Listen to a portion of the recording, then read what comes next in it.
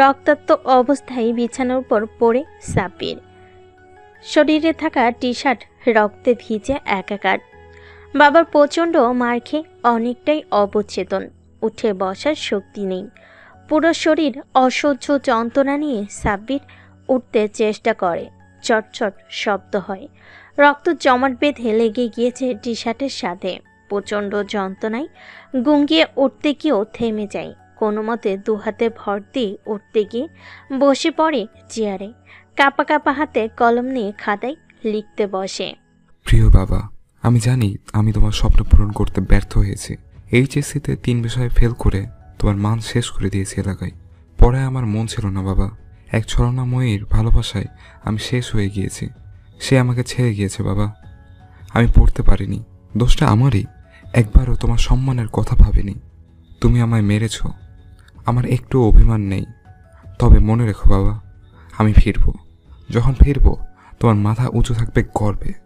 চলে বাবা, আম্মু আর বোনটাকে দেখে রেখো। নোটটা টেবিলের উপর রেখে উঠে যায় সাব্বির। ওয়াশরুমে খুব কষ্টে টি শার্টটা খুলে ঝর্ণা চালিয়ে দেয়। ঝর্ণার পানি শরীরে পড়তেই কেঁপে ওঠে। দুহাত মুঠো করে যন্ত্রণা সহ্য করে নেয়। শরীর থেকে সমস্ত রক্ত পরিষ্কার করে লম্বা গোসল করে বের হয়।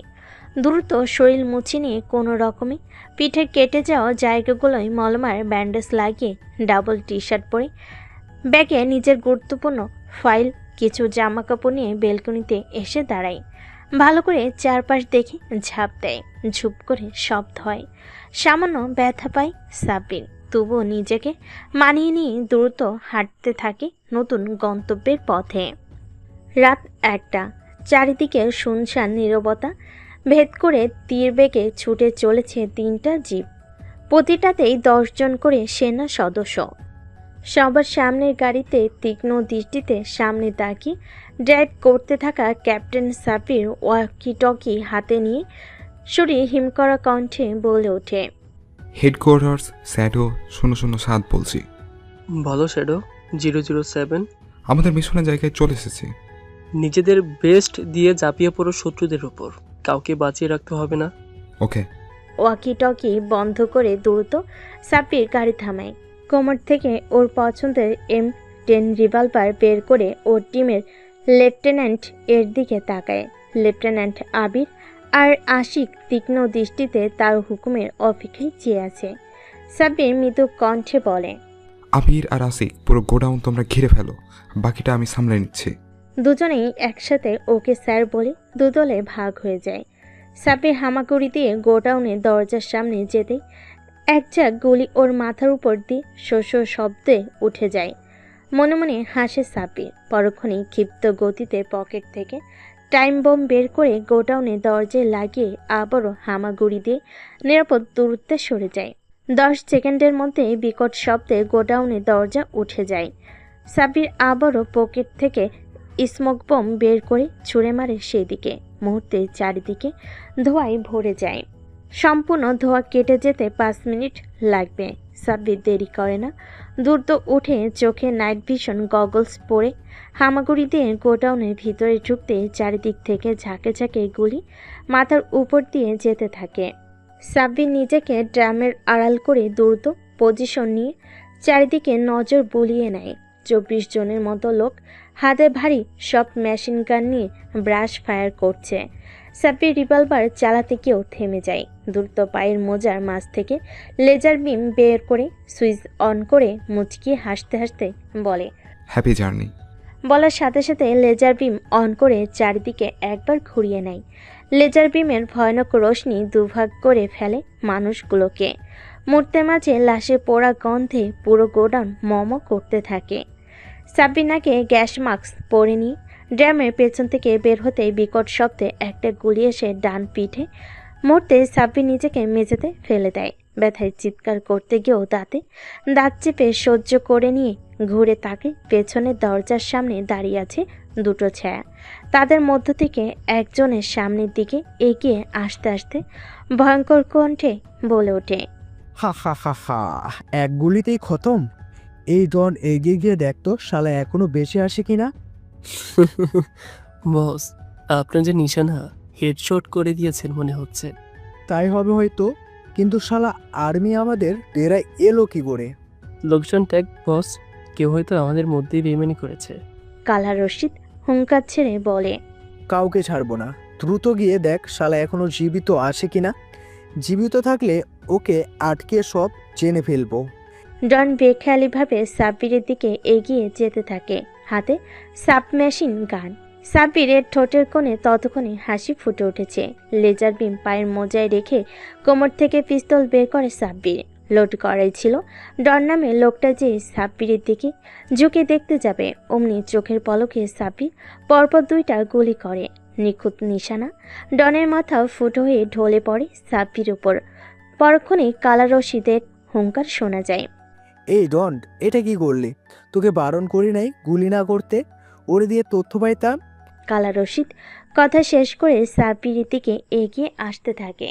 সাব্বিরের তীক্ষ্ণ দৃষ্টিতে সেদিকে নজর বুলিয়ে দেখে কালা রশিদের পিস্তলের নল নিচের দিকে।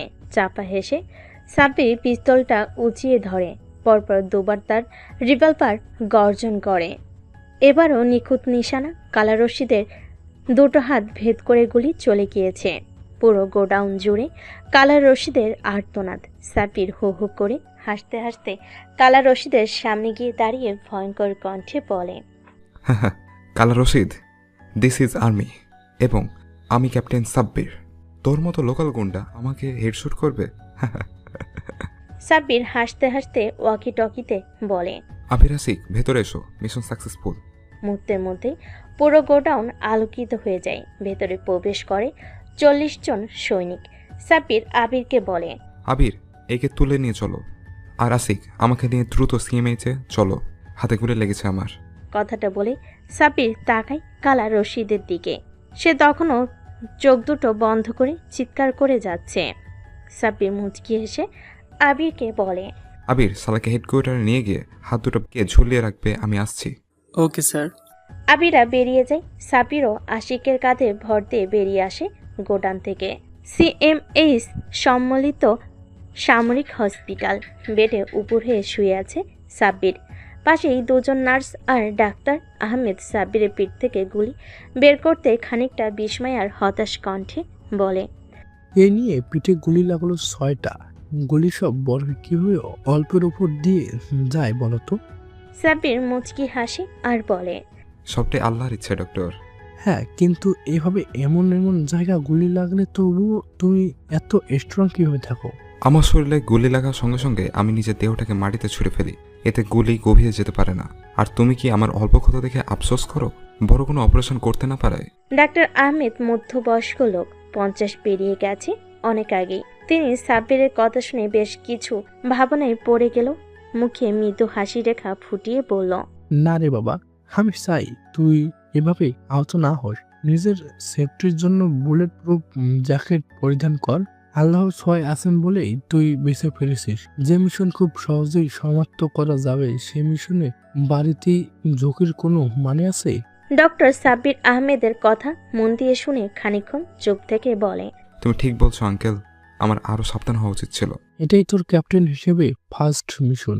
তুই এখনো তরুণ বয়স, আর কতই বা হয়েছে 25। এই বয়সে আমাদের রক্তও ছিল গরম, টকবক করে ফুটতো মিশনে গেলে। তবে এখন বয়স হয়েছে, এখন বুঝি সবকিছু শক্তি দিয়েই নয়, মেধা দিয়েও মিশন কমপ্লিট করা সম্ভব। সাব্বির শোয়া থেকে উঠে বসে। ডান পিঠে ব্যান্ডেজের কারণে খানিকটা আনেজি ফিল করলো। কিছুটা কাতর কণ্ঠে বলে। ঠিক আছে আঙ্কেল, আজ তবে আসি। তোর বাবাকে বলিস আমি আগামীকাল তোদের বাসায় যাব। ঠিক আছে। সাব্বির নীতি আসে সিএমএইচ থেকে। ভোরেতে শুরু করেছে। বাসায় আর যাওয়া হয় না ওর। দ্রুত ক্যান্টনমেন্ট ফেরে। পিঠে বেশ ব্যথা থাকার শর্ত দ্রুত নিজের বর্ধকৃত কক্ষে প্রবেশ করতে দেখতে পাই লেফটেন্যান্ট আবির আশিক দাঁড়িয়ে আছে। আবির ওদের বসতে বলে নিচেও বসে খানিকটা কাতর কণ্ঠে বলে। আবির, কালা রশিদকে কই রেখেছো? স্যার, আমাদের ইন্টেলিজেন্স সেলে রেখেছি ঝুলিয়ে। আমি একটু অসুস্থ। জিওসি স্যার আমাকে ডাকলে একটু বলে দিও, আমার শরীরটা চলছে না। জিওসি স্যারকে ইনফর্ম করা হয়েছে, তিনি আপনাকে সম্পূর্ণ বিশ্রামে থাকতে বলেছে। কালা রশিদের ব্যবস্থা একটু পর করব। আবির, তুমি গিয়ে সব ব্যবস্থা করো আর আসিক, তুমি আমার টিম মেম্বারদের ডাকো, এমার্জেন্সি মিটিং করব। Okay sir. আবির আশিক বেরিয়ে যেতে সাব্বির চেয়ারের সাথে শরীরটা ছেড়ে দেয়। একটু একটু ব্যথা করছে, তবে বেশি না, সামলে নিবে এমন ভাব করে চোখ দুটো বন্ধ করে নিবে। অমনিও ফোনটা কেঁপে ওঠে, আর চোখে ফোনটার দিকে তাকিয়ে দ্রুত রিসিভ করে ভেজা বিড়ালের মতো বলে, আসসালামু আলাইকুম বাবা। ওপাশ থেকে মুহূর্তে সাবেক মেজর জেনারেল সাইম চৌধুরীর রাগী কণ্ঠ ভেসে আসে। গত রাতে বাসায় আসুনি কেন সাব্বির? সাব্বির ওর বাবার কণ্ঠ শুনে ভয় পায়, ভয়ে ভয়ে বলে, বাবা, গত রাতে মিশন ছিল, তোমায় বলেছিলাম না পুরান ঢাকার সবচেয়ে কুখ্যাত মাদক ব্যবসায়ী কালা রশিদ কয়েকদিন আগেই পুষকে গুলি করেছিল। ওকে। সাব্বিরকে বাকিটা বলতে না দিয়ে সাইম চৌধুরী বলেন, আমি অত কিছু শুনতে চাইনি। তোমার চাকরি জীবন নিয়ে আমার মাথা ব্যথা নেই। তোমার আম্মু বাসায় তোমার অপেক্ষায় আছে, দ্রুত এসো। আর হ্যাঁ, পিঠে গুলি লেগেছে এটা যেন না জানে। বাবা, একটা মিটিং ছিল, এটা শেষ করেই যাই। সাইম চৌধুরী কিছুটা নরম হন, নরম আর শান্ত কণ্ঠে বলেন, টেস্ট ব্রেকফাস্ট তোমাকে ছাড়াই করছি, তবে হ্যাঁ, লাঞ্চ আমরা একসাথে করবে। ওকে বাবা। ফোনটা কেটে যায়। সাব্বিরও উঠে দাঁড়াতে নিবে, অমনি অফিস টেলিফোনে কল আসে। সাব্বির রিসিভ করতেই ওপাশ থেকে ভেসে আসে 24 ডিভিশনের জিওসি মেজর জেনারেল কামরুল সাহেবের কণ্ঠ। ক্যাপ্টেন সাব্বির, জি স্যার। এক্ষুনি আমার অফিসে এসো। Okay sir. ফোনটা কেটে যায়। সাব্বিরও ধীরে সুস্থে এগিয়ে যায় দোতলার 203 নাম্বার রুমে। সামনে এসে দাঁড়াতে ভেতর থেকে একটা কণ্ঠ ভেসে আসে, ভিতরে এসো ক্যাপ্টেন। সাব্বির হাসি মুখে ভেতরে ঢুকে স্যালুট করে। কামরুল সাহেব হাসি মুখে বলেন, তোমাকে প্রথমেই অভিনন্দন জানাই ক্যাপ্টেন, এত সফলভাবে মিশন কমপ্লিট করার জন্য। ধন্যবাদ স্যার। কিন্তু ক্যাপ্টেন, তুমি যতগুলো লাশ ফেলেছো তা অনেক বেশি। স্যার, কন্ট্রোল রুম থেকে আমাকে অলসো ডাউন এর নির্দেশ দেওয়া হয়েছিল। হ্যাঁ, আমি তা জানি, তবুও তোমাকে আরেকটু ধৈর্যশীল হতে হবে। হেডকোয়ার্টার থেকে কিছু নতুন সাহসী অফিসার খুঁজছিল, আমাদের 24 ডিভিশন থেকে তুমি নির্বাচিত হয়েছো। ধন্যবাদ স্যার। এবং সেই সাথে তোমাকে আগামীকাল নতুন মিশনে সীমান্তবর্তী ক্যান্টনমেন্টে চলে যেতে হবে। সাব্বির খানিকক্ষণ চুপ থেকে বলে, কিন্তু স্যার, আমার ইন্টেলিজেন্স সেলে একজন বন্দী আছে যাকে জিজ্ঞাসাবাদ করা এখনো বাকি। ঠিক আছে, তুমি আজ আর আগামীকাল জিজ্ঞাসাবাদ করো, তবে হ্যাঁ, তোমাকে সোমবার যেতেই হবে চট্টগ্রাম। আমি প্রস্তুত থাকবো স্যার। তোমার উজ্জ্বল ভবিষ্যৎ কামনা করছি। আর হ্যাঁ, মিশন পরিচালনার সময় নিজের সেফটি নিয়ে ভাবতে হবে। ড্রেস কোড না মেনে মিশনে গেলে তোমাকে ডিমোরেট পয়েন্ট দেওয়া হবে। সরি স্যার, পরবর্তী সময় আমি আর ভঙ্গ করব না। Draws record. গুড, এখন এসো। সাব্বির স্যালুট করে বের হয়ে আসে জিওসি স্যারের অফিস থেকে। দ্রুত হাঁটতে হাঁটতে নিজের ইন্টেলিজেন্স সেলে আসতেই দেখতে পায় কালা রশিদকে উল্টো করে ঝুলিয়ে রাখা। সাব্বির বেশ খানিকক্ষণ লোকটার দিকে তাকিয়ে থাকে। নামের সাথে চেহারার মিল আছে, একদম কালা কুচকুচে চেহারার, বিশাল ভুঁড়িয়াওয়ালা, যার নড়তেই ঘন্টাখানেক লাগবে। সে কিনা পুলিশকে নাকি দড়ি দিয়ে ঘোরাতো, এমনকি গুলিও করেছে। সাব্বিরের ভাবনার মাঝে লেফটেন্যান্ট আবির বলে ওঠে, স্যার সব রেডি। সাব্বির টেবিলের দিকে তাকায়। এক একে সাজানো আছে লোহার পাইপ, লাঠি, গোরমরিচ আর প্লাস। সাব্বির মুচকি এসে কালা রশিদকে সোজা করে চেয়ারে বসিয়ে দেয়। তারপর রক্তবর্ণ চোখে তাকিয়ে হাড় হিম করা কণ্ঠে বলে, রশিদ, তোকে 3টা প্রশ্ন করবো, জবাব দিবি। কালা রশিদের চেহারাতে তখনও বেদনার চাপ, তবুও চল দুটো শক্ত করে কঠিন চোখে একবার সাব্বিরকে আর একবার টেবিলে রাখা জিনিসগুলো দেখে তোতলাতে তোতলাতে বলে, হ্যাঁ হ্যাঁ বলবো। তুই এত মাদক পেতি কোথায়? কে তোকে এই সাপ্লাই দিত? আমি তাকে দেখিনি। প্রতি মাসে একবার করে চট্টগ্রাম বর্ডার যেতাম। গভীর রাতে মুখ ঢেকে একজন লোক আমাকে এসব দিত, আর আমি টাকার ব্যাগ দিতাম। শহরে ব্যবসা করছিলি কিভাবে? তোর সাথে পুলিশের কি সম্পর্ক ছিল? আর কেনই বা পুলিশকে গুলি করলি? সব মেসেজ করতাম, বড় বড় আমলাকে ম্যানেজ করে ব্যবসা করতাম, আর ওই নতুন ওসিকে 10 লাখ ঘুষ দিয়েছিলাম। তবুও আমার লোককে জেলে নিয়ে গিয়েছিল দেখে গুলি করে। এরপরও কি মাদক ব্যবসা করবি? কালা রশিদ নিশ্চুপ। এমন সময় পাশ থেকে আবির বলে ওঠে, স্যার, আপনার দুটো পারফেক্ট শুটে ওর দুটো হাতের কবজি গুঁড়ো গুঁড়ো হয়ে গিয়েছে। ডাক্তার ওর 2 হাতকে কেটে ফেলতে চেয়েছে, ওগুলো আর ভালো হবে না। ভেবেছিলাম হেডশুট করব, তবে করিনি। আমার ক্যাপ্টেন হিসেবে প্রথম মিশন বলে ছেড়ে দিয়েছি। তাহলে স্যার কি করবো এখন? দুটো পা একেবারে অকেজো করে পুলিশের হাতে তুলে দাও, বাকিটা পুলিশ বুঝে নেবে। Okay sir. সাব্বির বেরিয়ে আসে ইন্টেলিজেন্স সেল থেকে। ঘড়ি কাটা টিকটিক করে 12টা ছুঁই ছুঁই। অফিস চেয়ারে বসে আছে সাব্বির। সামনে দাঁড়িয়ে আছে সাব্বিরের টিমের মেরুদণ্ড তথা শ্যাডো 007-এর। সাব্বিরের সামনে রাখা চেয়ারে বসে আছে 5 জন। লেফটেন্যান্ট আবির, সরকারি server, satellite hack tracking drone controller ও ছেলেটা খুবই দক্ষ, সেই সাথে শান্ত এবং নিখুঁত। দিনে যত চুপ, রাতে তত ভয়ঙ্কর। তার পাশেই বসে আছে লেফটেন্যান্ট আশিক, দূর থেকে নিশানা, হেডশট কিলার, মুভিং টার্গেট শুটে ছেলেটা অসামান্য দক্ষতা সাব্বিরকে মুগ্ধ করে। নিলিপ্ত চোখে ঝিলিক নেই, ঠান্ডা মাথায় খুন করে। সেনাবাহিনীর সবচেয়ে কম রেকর্ডে সবচেয়ে বেশি কনফার্ম হিট। সাব্বির ক্যাপ্টেন হওয়ার পরই ছেলেটাকে নিজের কমান্ডে এনেছে। তার পাশেই বসে আছে লেফটেন্যান্ট মাহিম, টাইমার বোমা, ডোর ব্রেকিং, হ্যান্ড গ্রেনেড, ক্লোজ কমব্যাটও ছেলেটা অসাধারণ। Out spoken, rough and tough মিশনে আগুন লাগায়। তার হাসির আওয়াজ শুনলে বোঝা যায় কিছু একটা তো ছোড়া বোমায় উঠতে যাচ্ছে। সাব্বির ওপর ছেলেটা শতভাগ অনুগত। তার পাশেই বসে আছে লেফটেন্যান্ট রায়হান, রাতের অন্ধকারে রুট বের করা, শত্রুর গতিবিধি ট্র্যাকও ছেলেটা যথাসম্ভব দক্ষ। ট্যাকটিক্যাল, মাথা ঠান্ডা, কাটার ঝোপেও নিঃশব্দে চলে যেতে পারে। নিজের যোগ দিয়ে ম্যাপ তৈরি করে সাব্বিরের অনেক মিশনই সহজ করে দিয়েছে।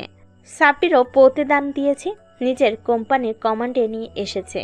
আর সর্বশেষ লেফটেন্যান্ট নেহা, যে কিনা সরকারি কন্ট্রোল রুম থেকে তাদের সব ধরনের সাপোর্ট, এমনকি কোনো জরুরি সাহায্যের প্রয়োজন হয়েও মেয়েটা খুব দ্রুত ব্যবস্থা করে ফেলে। সাব্বির এক একে সবার দিকে তাকায়। সাব্বির টিমে আছে সবচেয়ে দুর্ধর্ষ কিছু লেফটেন্যান্ট, যারা নিজেদের সেরা পারফর্ম দিয়ে সাব্বির সহ পুরো কোম্পানি কমান্ডারে মন জয় করে নিয়েছে, গর্বিত করেছে 24 ডিভিশনকে। কথাগুলো ভাবতেই মন খারাপ হয়ে যায় ওর। আর 2 দিন পরই এদের ছেড়ে চলে যেতে হবে। সাব্বির তখন গভীর ভাবনায়। এমন সময় লেফটেন্যান্ট আবির সাহস করে বলে, স্যার আপনি ঠিক আছেন? সাব্বিরের অন্যমনস্ক ভাবটা কেটে যায়। সোজা হয়ে চেয়ারে বসে হাসার চেষ্টা করে আর বলে, আমি ঠিক আছি আবির, আসলে একটু অন্যমনস্ক হয়ে গিয়েছিলাম। স্যার, হঠাৎ মিটিং ডাকার কারণ? কোনো জরুরি মিশন আছে কি? না আবির, মিশন নেই। আমি এখান থেকে চলে যাচ্ছি চট্টগ্রাম, তাই যাওয়ার আগে তোমাদের সাথে কিছু কথা বলতে রাখলাম। স্যার, এটা কি সম্ভব? আমরা 2 মাস হলো এইখানে জয়েন করেছি, এরই মাঝে আমাদের লিডার চলে যাবে? এটা মানা যায় না। আমি নির্বাচিত হয়েছি মাহিন নতুন মিশনের জন্য, আমাকে যেতেই হবে। কিন্তু স্যার, আপনি একা কেন? আমরাও তো আপনার টিমের। আপনি যেখানে যাবেন আমরাও তো সেখানেই যাব। এটাই স্বাভাবিক নয় কি? ভালো বলেছো নেহা। জিওসি স্যার আমাকে প্রস্তুত হতে বললো, শুধু সবটা শোনা হয়নি। ভাবছি আগামীকাল সব শুনবো, তোমরা চিন্তা করো না। তা নয় স্যার, আমরা আপনার টিমের, আপনার আন্ডারেই আমরা একের পর এক সফল মিশন পরিচালনা করতে চাই। হ্যাঁ স্যার, হুট করে কখনোই কারো আন্ডারে কাজ করা সম্ভব না। স্যার, আমি কখনোই বেশি কথা বলি না, কিন্তু এখন না বললেই নয়। আমি আপনার টিমে কাজ কন্টিনিউ করতে চাই। আশা করি আপনি আমাদের বিবেচনায় রাখবেন। ইনশাআল্লাহ তোমরা আমার সঙ্গে হবে। এখন একটু ধৈর্য ধরো কেমন? এখন এসো, আমিও উঠবো। সবাই উঠে দাঁড়ায়। একযোগে সাব্বিরকে স্যালুট করে বেরিয়ে যায়। সাব্বিরও চেয়ার ছেড়ে উঠে দাঁড়িয়ে বেরিয়ে পড়ে। রোজকার মতো নিজের গাড়িতে উঠতে নিবে, অমনি পাশে এসে দাঁড়ায় জিওসি মেজর জেনারেল কামরুল সাহেব। সাব্বির স্যালুট দেয় তাকে। কামরুল সাহেব মুচকি হেসে বলেন, বাসায় যাবে সাব্বির? জি স্যার। আমাকে ড্রপ করে দিয়ে যাও। আপনার গাড়ি? আছে হেডকোয়ার্টারে, তবে তোমার সাথে আমার জরুরি কথা আছে, তাই তোমার সাথে যাব। উঠে বসুন স্যার, আমারও কিছু কথা ছিল। কামরুল সাহেব সাব্বিরের পাশে বসে গাড়ি চালাতে শুরু করে। মিনিট 5 নীরবতা শেষে কামরুল সাহেব বলে ওঠেন, তুমি এক তরুণ সাব্বির, এই তরুণ বয়সে এমন মিশনের দায়িত্ব পেয়েছো যা বলার মতো নয়। মানে স্যার? মিশনটা বেশ কঠিন। এমন মিশন অভিজ্ঞতা ছাড়া দেওয়া হয় না। তোমার সময় বিপরীত, তোমার অভিজ্ঞতা নয় দক্ষতার জন্য তুমি এই মিশনে লিডারশিপ পেয়েছো। মিশনটা কিসের স্যার? তোমাকে প্রথমে চট্টগ্রামের কথা বললেও একটু আগে জেনেছি মিশনটা হবে বান্দরবনের গভীরে, পাহাড়ি সীমান্ত এলাকায়, বলতে পারো ভারতের কাছেই। ওখানে আমাদের শত্রুকে? ওখানে অবৈধভাবে কিছু লোক এসে জুড়ে বসেছে। এক কথায় বলতে পারো জঙ্গি গোষ্ঠী। এরা পুরো দেশে অস্থিরতা তৈরির জন্য অস্ত্র জড়ো করে পুরো দেশে ছড়িয়ে দিচ্ছে। এর সাথে ভিডিও কিছু গোষ্ঠী জড়িত। তোমাকে খুব নীরবে আর সম্পূর্ণ গোপনে সেখানে মিশন চালাতে হবে। এবং তাদের মূল নেতাকে জীবিত তুলে আনতে হবে। সরকার চাচ্ছে এই জঙ্গি গোষ্ঠীকে নীরবে ধ্বংস করে ফেলতে, যাতে অন্য দেশের হস্তক্ষেপ না হয়। তাহলে স্যার আগামীকাল আমি রওনা দেব। তুমি একা নয়, তোমার টিমে যাদের নিতে চাও সবাইকে নিয়ে যাবে। ওখানকার জিওসি আমার বন্ধু আহসান চৌধুরী, সেই সাথে তোমার বাবারও বন্ধু। তাহলে তো হয়েই গেল। কামরুল সাহেব কিছু চিন্তিত চেহারায় সাব্বিরের দিকে তাকিয়ে থেকে বলে, এই মিশনটা তোমার ফার্স্ট ফিল্ড মিশন বাবা, সাবধানে মিশনটা পূরণ করবে। আশা করি তারপর ওই ঢাকায় পার্মানেন্ট পোস্টিং পাবে। দলোয়া করবেন স্যার? কামরুল সাহেবকে তার বাসায় নামিয়ে দিয়ে সাব্বির নিজের বাসায় এসে গাড়ি পার্কিং করতে এগিয়ে আসে সাইম চৌধুরী। বাবাকে এগিয়ে আসতে দেখে সাব্বির বেশ খানিকটা ভয় পেয়ে যায়। মাথা নিচু করে গাড়ি থেকে নামতেই সাইম চৌধুরী বলে ওঠেন, ঘড়িতে দেখছো কয়টা বাজে? আসলে বাবা, আমি শুনেছি আগামীকাল মিশনে যাবে। সমস্যা নেই, ঘরে চলো, তোমার আম্মু বসে আছে টেবিলে। সাব্বির দ্রুত বাসার ভেতরে যেতেই চোখ পড়ে ডাইনিং টেবিলে হরেক রকমের খাবার নিয়ে বসে আছে নাজিয়া চৌধুরী। সাব্বির এগিয়ে যায় তার দিকে। নাজিয়া চৌধুরীও ছেলের জন্য দুহাত বাড়িয়ে দেয়। সাব্বির ওর আম্মুকে জড়িয়ে ধরে রাখে কিছুক্ষণ। নাজিয়া চৌধুরীও ছেলের কপালে চুমু দিয়ে বলেন, বাবা, গত রাতে বাসায় আসোনি কেন তুমি? সরি আম্মু, গত রাতে ছোট্ট একটা মিশনে গিয়েছিলাম। তুমি রাতে খেয়েছিলে? আমার বাবাকে ছেড়ে আমি কি খেতে পারি? জানিস তোর জন্য আমি কত রাত পর্যন্ত জেগেছিলাম। এমন আর করো না আম্মু, আমার কিন্তু কষ্ট হয়। তুমি আজ থেকে আমার জন্য না খেয়ে অপেক্ষা করবে না। আগে নিজে খাবে, তারপর আমার অপেক্ষায় থাকবে। না হলে এরপর থেকে আমি কিন্তু আসবো না, ক্যান্টনমেন্টেই খেয়ে নেব। নাজিয়া চৌধুরী ছেলের কপালে আরেকটা চুমু দিয়ে বলেন, ঠিক আছে বাবা, তাই হবে। এখন বসো, তোমার পছন্দের বিরিয়ানি আর কালা ভুনা রান্না করেছি। আর এই যে চৌধুরী সাহেব, ওভাবে খাম্বার মতো না দাঁড়িয়ে থেকে এসো, বসো খেতে। সাইম চৌধুরী মলিন মুখ করে অভিমানী কণ্ঠে বলে, তোমাদের মা ছেলের মধ্যে আমি আর হাড্ডি হয় কি করব? যেভাবে দুজন কথা বলছো, একটা বার আমার দিকে ফিরেই তাকালে না। মিথ্যে বলবে না। ছেলে আসার আগে তোমার সাথে তো গল্প করলাম, এখন একটু ছেলের সাথে করছি বলে হিংসা হচ্ছে? হিংসে হবে না। মা ছেলে ভালোবাসা দেখে আমারও আমার আম্মাজানি কথা মনে পড়ছে।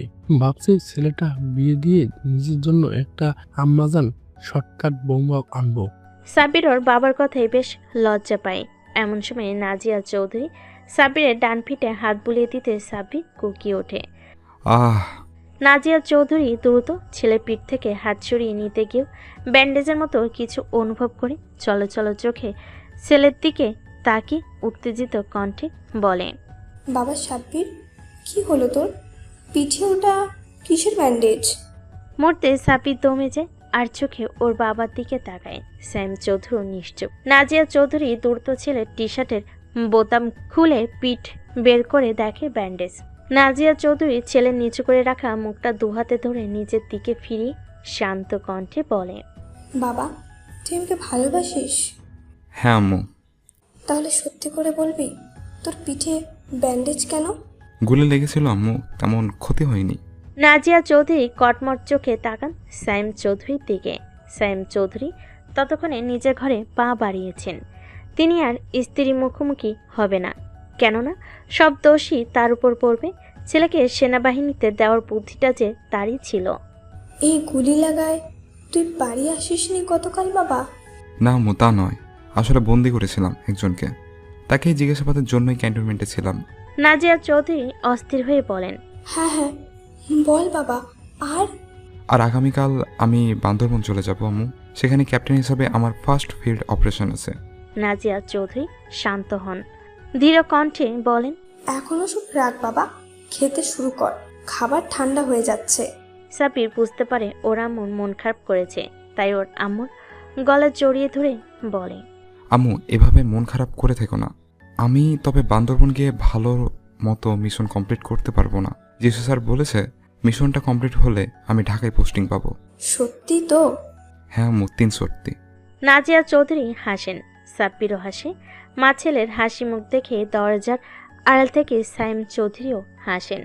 ক্যান্টনমেন্টের হ্যালিপোর্টে দাঁড়িয়ে আছে সাব্বির ও পাশেই দাঁড়িয়ে আছে আব্বির, আশিক, রায়হান, মাহিন ও নেহা। সবার চোখে মুখে চাপা উত্তেজনা। এমন সময় সাব্বিরের সামনে এসে দাঁড়ান জিওসি মেজর জেনারেল কামরুল সাহেব। সাব্বির তাকে স্যালুট করতে তিনি পাল্টা স্যালুট করে বলেন, ক্যাপ্টেন, তোমার ফার্স্ট ফিল্ড অপারেশনের জন্য শুভকামনা রইল। আশা করছি তুমি সম্পূর্ণ অক্ষত অবস্থায় মিশন শেষ করে ফিরে আসবে।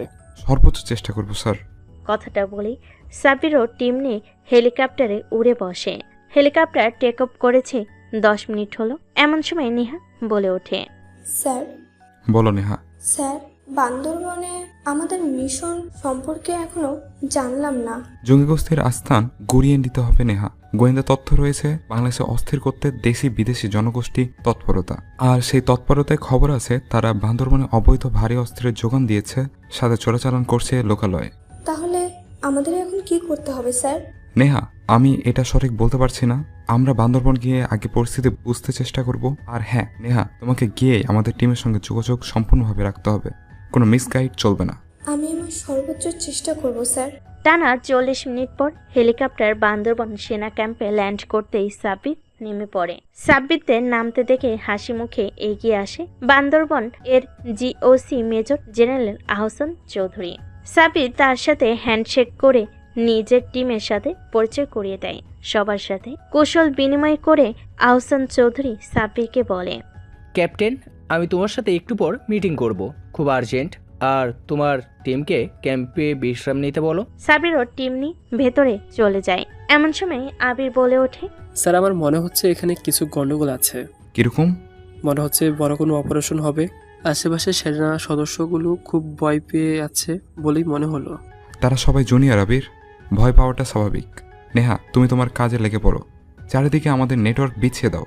আর হ্যাঁ, তুমি এখান থেকে কন্ট্রোল করবে, বাহিরে বের হওয়ার প্রয়োজন নেই। ঠিক আছে স্যার। নেহা ওর সাথে করে আনা ল্যাপটপ নিয়ে টেবিলের উপর বসে পড়ে। টেবিলে আগে থেকে থাকা কম্পিউটারে নিজের ল্যাপটপ কানেক্ট করে কাজ শুরু করে দেয়। সাব্বির তাকায় আবির দিকে। আবির ততক্ষণে ব্যাগ থেকে ড্রোন বের করে সেটিং শুরু করে দিয়েছে। আর আশিক নিজের ব্যাগ থেকে দুটো স্নেপার রিভলভার বের করে জোড়া লাগাতে ব্যস্ত। পাশাপাশি মাহিন নিজের ব্যাগ থেকে গ্রেনেড বের করে শুয়ে শুয়ে সাজিয়ে নিচ্ছে। আর রাহান সে ঘরে প্রবেশ করার পরপরই ঘুমিয়ে গিয়েছে, কেননা তার কাজটাই হলো রাতে। ছেলেটা দিনে ঘুমায় আর রাতে শত্রু ধ্বংসের নকশা তৈরি করে। সাব্বির নিজের চোখে মুখে পানি দিয়ে ঘর থেকে বের হতে দেখতে পাই কিছু নবীন সেনা দাঁড়িয়ে আছে। সাব্বির এগিয়ে যায় তাদের দিকে। মিনিটখানেক কথা বলে সরাসরি চলে যায় জিওসি আহসান চৌধুরীর অফিসের দিকে। আহসান চৌধুরী সাব্বিরের অপেক্ষাতেই ছিল। তিনি সাব্বিরকে আসতে দেখে চেয়ারে বসতে বলেন। দুজনে নীরব। এমন সময় সাব্বির চাপা স্বরে বলে, স্যার, ক্যান্টনমেন্টের অবস্থা তো ভালো না, এত কিছু হয়ে গিয়েছে। হ্যাঁ ক্যাপ্টেন, গতকাল রাতে ক্যাম্পের ওপর জঙ্গি গোষ্ঠী হামলা করেছিল। কোনো হাতাহাত না হলেও 10টা রিভলভার তারা ছিনিয়ে নিয়ে গিয়েছে। আর বর্তমান পরিস্থিতি তো জানোই। এ সময় জঙ্গি গোষ্ঠীর খবর দেশবাসী জানলে আতঙ্ক ছড়িয়ে পড়বে, তাই তোমাকে এখানে আনা। আমাদের তো আরও সেনা প্রয়োজন। এখানে মাত্র 30 জন সৈন্য, সবাই নতুন। আরে সেনা আসে যারা বান্দরবানের আরও ক্যাম্পে দাঁড়িয়ে, ওগুলো আরও রিস্ক পয়েন্ট হওয়ার এখান থেকে সেনা পাঠিয়েছে, কারণ ফলস্বরূপ ওখানে ওরা আক্রমণ করে। বুঝতে পেরেছি স্যার, আপনি একটা কাজ করুন, ঢাকা থেকে সেনা নিয়ে আসার ব্যবস্থা করুন। আমি চাই সবচেয়ে বিধ্বংসী ভাবে মিশন চালাতে, শত্রু শিকড় উকড়ে ফেলবো। ঠিক আছে, আমি এক্ষুনি 100 সেনা আর অত্যাধুনিক রিভলভার নিয়ে আসার ব্যবস্থা করছি। তাহলে আমি উঠি। 1 ঘন্টার মধ্যে আশা করি সেনা আসা শুরু করবে। আমি ব্যবস্থা করেছি ক্যাপ্টেন, তুমি তোমার কাজ শুরু করো। সাব্বির আহসান চৌধুরীর সাথে কথা বলা শেষ করে এগিয়ে যায় নিজেদের ঘরের দিকে। ততক্ষণে আবির তার ড্রোন আকাশে উড়িয়ে দিয়েছে আর আশিক তার স্নাইপার নিয়ে উঠে গিয়েছে ক্যাম্পের টাওয়ারের উপর। রাহান তখন ঘুমে আর মাইন নতুন বোম আবিষ্কারে ব্যস্ত। সাব্বির গিয়ে বসে নেহার পাশে। নেহা বেশ উচ্ছ্বাসিতভাবে বলে, স্যার, আবিরের ড্রোন বেশ ভালো কাজ করছে। এই দেখুন, মনিটরে কি সুন্দর সব দেখা যাচ্ছে। সাব্বির মনিটরের দিকে তাকিয়ে দেখে একটা বিশাল বড় গোডাউন। মেন গেটের সামনে বড় বড় করে লেখা জুন ফ্যাক্টরি। সাব্বির মনে মনে হাসে আর বলে, জোন ফ্যাক্টরি ব্যানারে ভেতরে ভেতরে অস্ত্র চোরাচালান আর স্টক গোডাউন এটা। ততক্ষণে মাহিন এসে দাঁড়িয়েছে সাব্বিরের পাশে। তীক্ষ্ণ চোখে গোডাউনের গেট দেখে বলে, স্যার, এই গেটটা লোহার, মনে হচ্ছে বেশ হার্ড। এটা উড়াতে হলে টাইম বোমই লাগবে। তাহলে তো রেডি করো। আর হ্যাঁ, স্মোক বোম রেডি রাখো। Okay sir. মাহিন ওর কাছে লেগে পড়ে। এমন সময় নেহা বলে ওঠে, গোডাউনের আশেপাশে কিছু লোক ঘুরঘুর করছে, আর তাদের মাঝে ছোট্ট একটা বাচ্চাও আছে দেখছি। ওটা ওদের গোলাম নেহা, পিচ্ছি গোলাম। ড্রোনে যা দেখছি স্যার, তাতে মনে হচ্ছে ক্যাম্প থেকে ওদের গোডাউন উঁচুতে, ওরা সহজেই উপর থেকে আক্রমণ করতে পারে। সেই হিসাবে আশিক যে টাওয়ারে উঠেছে তা ওদের লেভেলের, খুব ইজিলি আশিক টার্গেট হিট করতে পারবে। সাব্বির খুশি হয় শুনে। নিজের ব্লুটুথ ইয়ারফোনে বলে ওঠে, স্যারও শোনো শোনো সাত। আবির শুনতে পাচ্ছ? জি স্যার, বলুন। ড্রোনটা আরও উঁচুতে উঠিয়ে পর্যবেক্ষণ করতে থাকো, এখনও খুব সাবধানে। Okay sir. আশিক শুনতে পাচ্ছ? জি স্যার। টাওয়ার থেকে সত্যি দেখতে পাচ্ছ? আশিক মিটিমিটি হেসে বলে, স্যার সবগুলো আমার স্নাইপারের নলের ডগায়, বলবেন আর হেড শুরু করে দেব। হ্যাঁ হ্যাঁ, না না, এখন আশিক ওয়েট, রাতের অপেক্ষা করো। Okay sir. সাব্বির নেহার দিকে তাকিয়ে বলে, নেহা আমাদের তাহলে সব ঠিকঠাক। তুমি কন্ট্রোল রুমে থাকবে, সম্পূর্ণভাবে পর্যবেক্ষণ করবে। আশপাশ দরজা বন্ধ থাকবে, আমরা ব্যতীত দরজা খুলবে না। Okay sir. সাব্বির আবারও বের হয়। উদ্দেশ্য আহসান চৌধুরীর সাথে কথা বলা। সে শুনেছে পাশেই বিডিআর চেকপোস্ট রয়েছে। আহসান চৌধুরী নিজের অফিসে বসে কাজ করছিলেন। এমন সময় সাব্বিরকে দেখে তিনি হাসি মুখে বলেন, এসো সাব্বির, তোমার কথাই ভাবছিলাম। আর কিছুক্ষণ পর সেনারা হেলিকপ্টারে চলে আসবে। ভালো খবর। আর একটা কথা, আমি খোঁজ নিয়েছি, পাশেই বিজিবির বান্দরবন রিজিয়ন এর 12 নং চেকপোস্ট আছে। হ্যাঁ, তারাও আমাদের সাহায্য করেছে, তবে ফলাফল শূন্য। আমি চেকপোস্টের সেক্টর প্রধান লেফটেন্যান্ট কর্নেল ফারুক হোসেন স্যারের সাথে কথা বলতে চাই। ঠিক আছে, বলতে পারো। জিপ আসে ক্যাম্পে, কিছু সেনা নিয়ে সেখানে চলে যাও। ধন্যবাদ স্যার। বিজিবি চেকপোস্টের সেক্টর প্রধান লেফটেন্যান্ট কর্নেল ফারুক হোসেনের সামনে বসে আছে সাব্বির। ফারুক হোসেন চায়ের কাপে ছোট ছোট চুমুক দিয়ে মুখ খোলেন। ক্যাপ্টেন, আমি তোমার নামে শুনেছি সব। এখানেই তোমার ফার্স্ট ফিল্ড অপারেশন। সাব্বির তাকে বাকি কথা বলতে না দিয়ে বলে, স্যার ওসব আপাতত থাক। আমি বলতে চাচ্ছি, আপনার মতো একজন কমান্ডার থাকতেও কিভাবে এখানে চোরা কারবার হচ্ছে? আপনি কি কি পদক্ষেপ নিয়েছেন জঙ্গি গোষ্ঠীর বিরুদ্ধে? আমরা বারবার তাদের ডেরায় অপারেশন চালিয়েছি, কিন্তু সফল হয়নি। কোনো না কোনোভাবে তারা সব খবর জেনে পালিয়ে যেত, নয়তো আক্রমণ করত। হেডকোয়ার্টার থেকেও শক্ত কোনো অপারেশনের অনুমতি পাইনি। তাহলে অনুমতি না নিয়ে বিধ্বংসী অপারেশন চালাতেন? তোমার বাবাও করেছিল এটা, ফলস্বরূপ তাকে চাকরি থেকে বাধ্যতামূলক অসর নিতে হয়েছে। বাবা স্যার আমাকে সাহায্য করুন, আপনি যা জানেন সব বলুন আমাকে। ফারুক হোসেন আশপাশ ভালো করে দেখে ফিস ফিস করে বলে, ঘরের শত্রু চেনা মুশকিল ক্যাপ্টেন। বাহিনী থেকেই খবর লিক হতো, আর আজ রাতে বড় চালান আসবে। তাহলে তো এটাই সুযোগ। হ্যাঁ, আমি চেকপোস্ট চেকিং বসাবো, তুমি এর মাঝেই আক্রমণ করে ফেলো। যা সাহায্য লাগে আমি করব। হেডকোয়ার্টার জানবে না, গোপন থাকবে। ওকে স্যার, আসছি। সাব্বির বেরিয়ে ফিরে আসে সেনা ক্যাম্পে। খাওয়া দাওয়া শেষ করে সাব্বির চেয়ারে বসে। কিছুক্ষণ পরপরই হেলিকপ্টার ল্যান্ড করেছে, আবার চলে যাচ্ছে। সাব্বির উঠে বসে ব্লুটুথ ফোনে বলছে, আশিক। জি স্যার। অপারেশনের জন্য রেডি হও, সময় রাত 2টা। রাত 2:03। গাঢ় অন্ধকার। পাড়ের ঢালে সামনে দাঁড়িয়ে সিগারেটের লম্বা টান দিয়ে আকাশে ধোঁয়া ছাড়ছে ইকবাল। গোডাউন বেশ গরম। লম্বা চালান এসেছে 10টি। একে 5টা লাইট আরপিজি, কিছু C4 বিস্ফোরক। লোকজন মাল নামাচ্ছে, কেউ ঘুমাচ্ছে, কেউ পাহাড়ে। এমন সময় ইকবালের ডান হাত তুহিন এসে দাঁড়ায়। চারপাশে খানিকক্ষণ তাকিয়ে বলে, ভাই, সিগন্যাল একটু ঝামেলা করতেছে। ওদের লোকেরা বলতেছে বর্ডার গার্ডের কেউ নাকি নড়াচড়া করতেছে নিচে।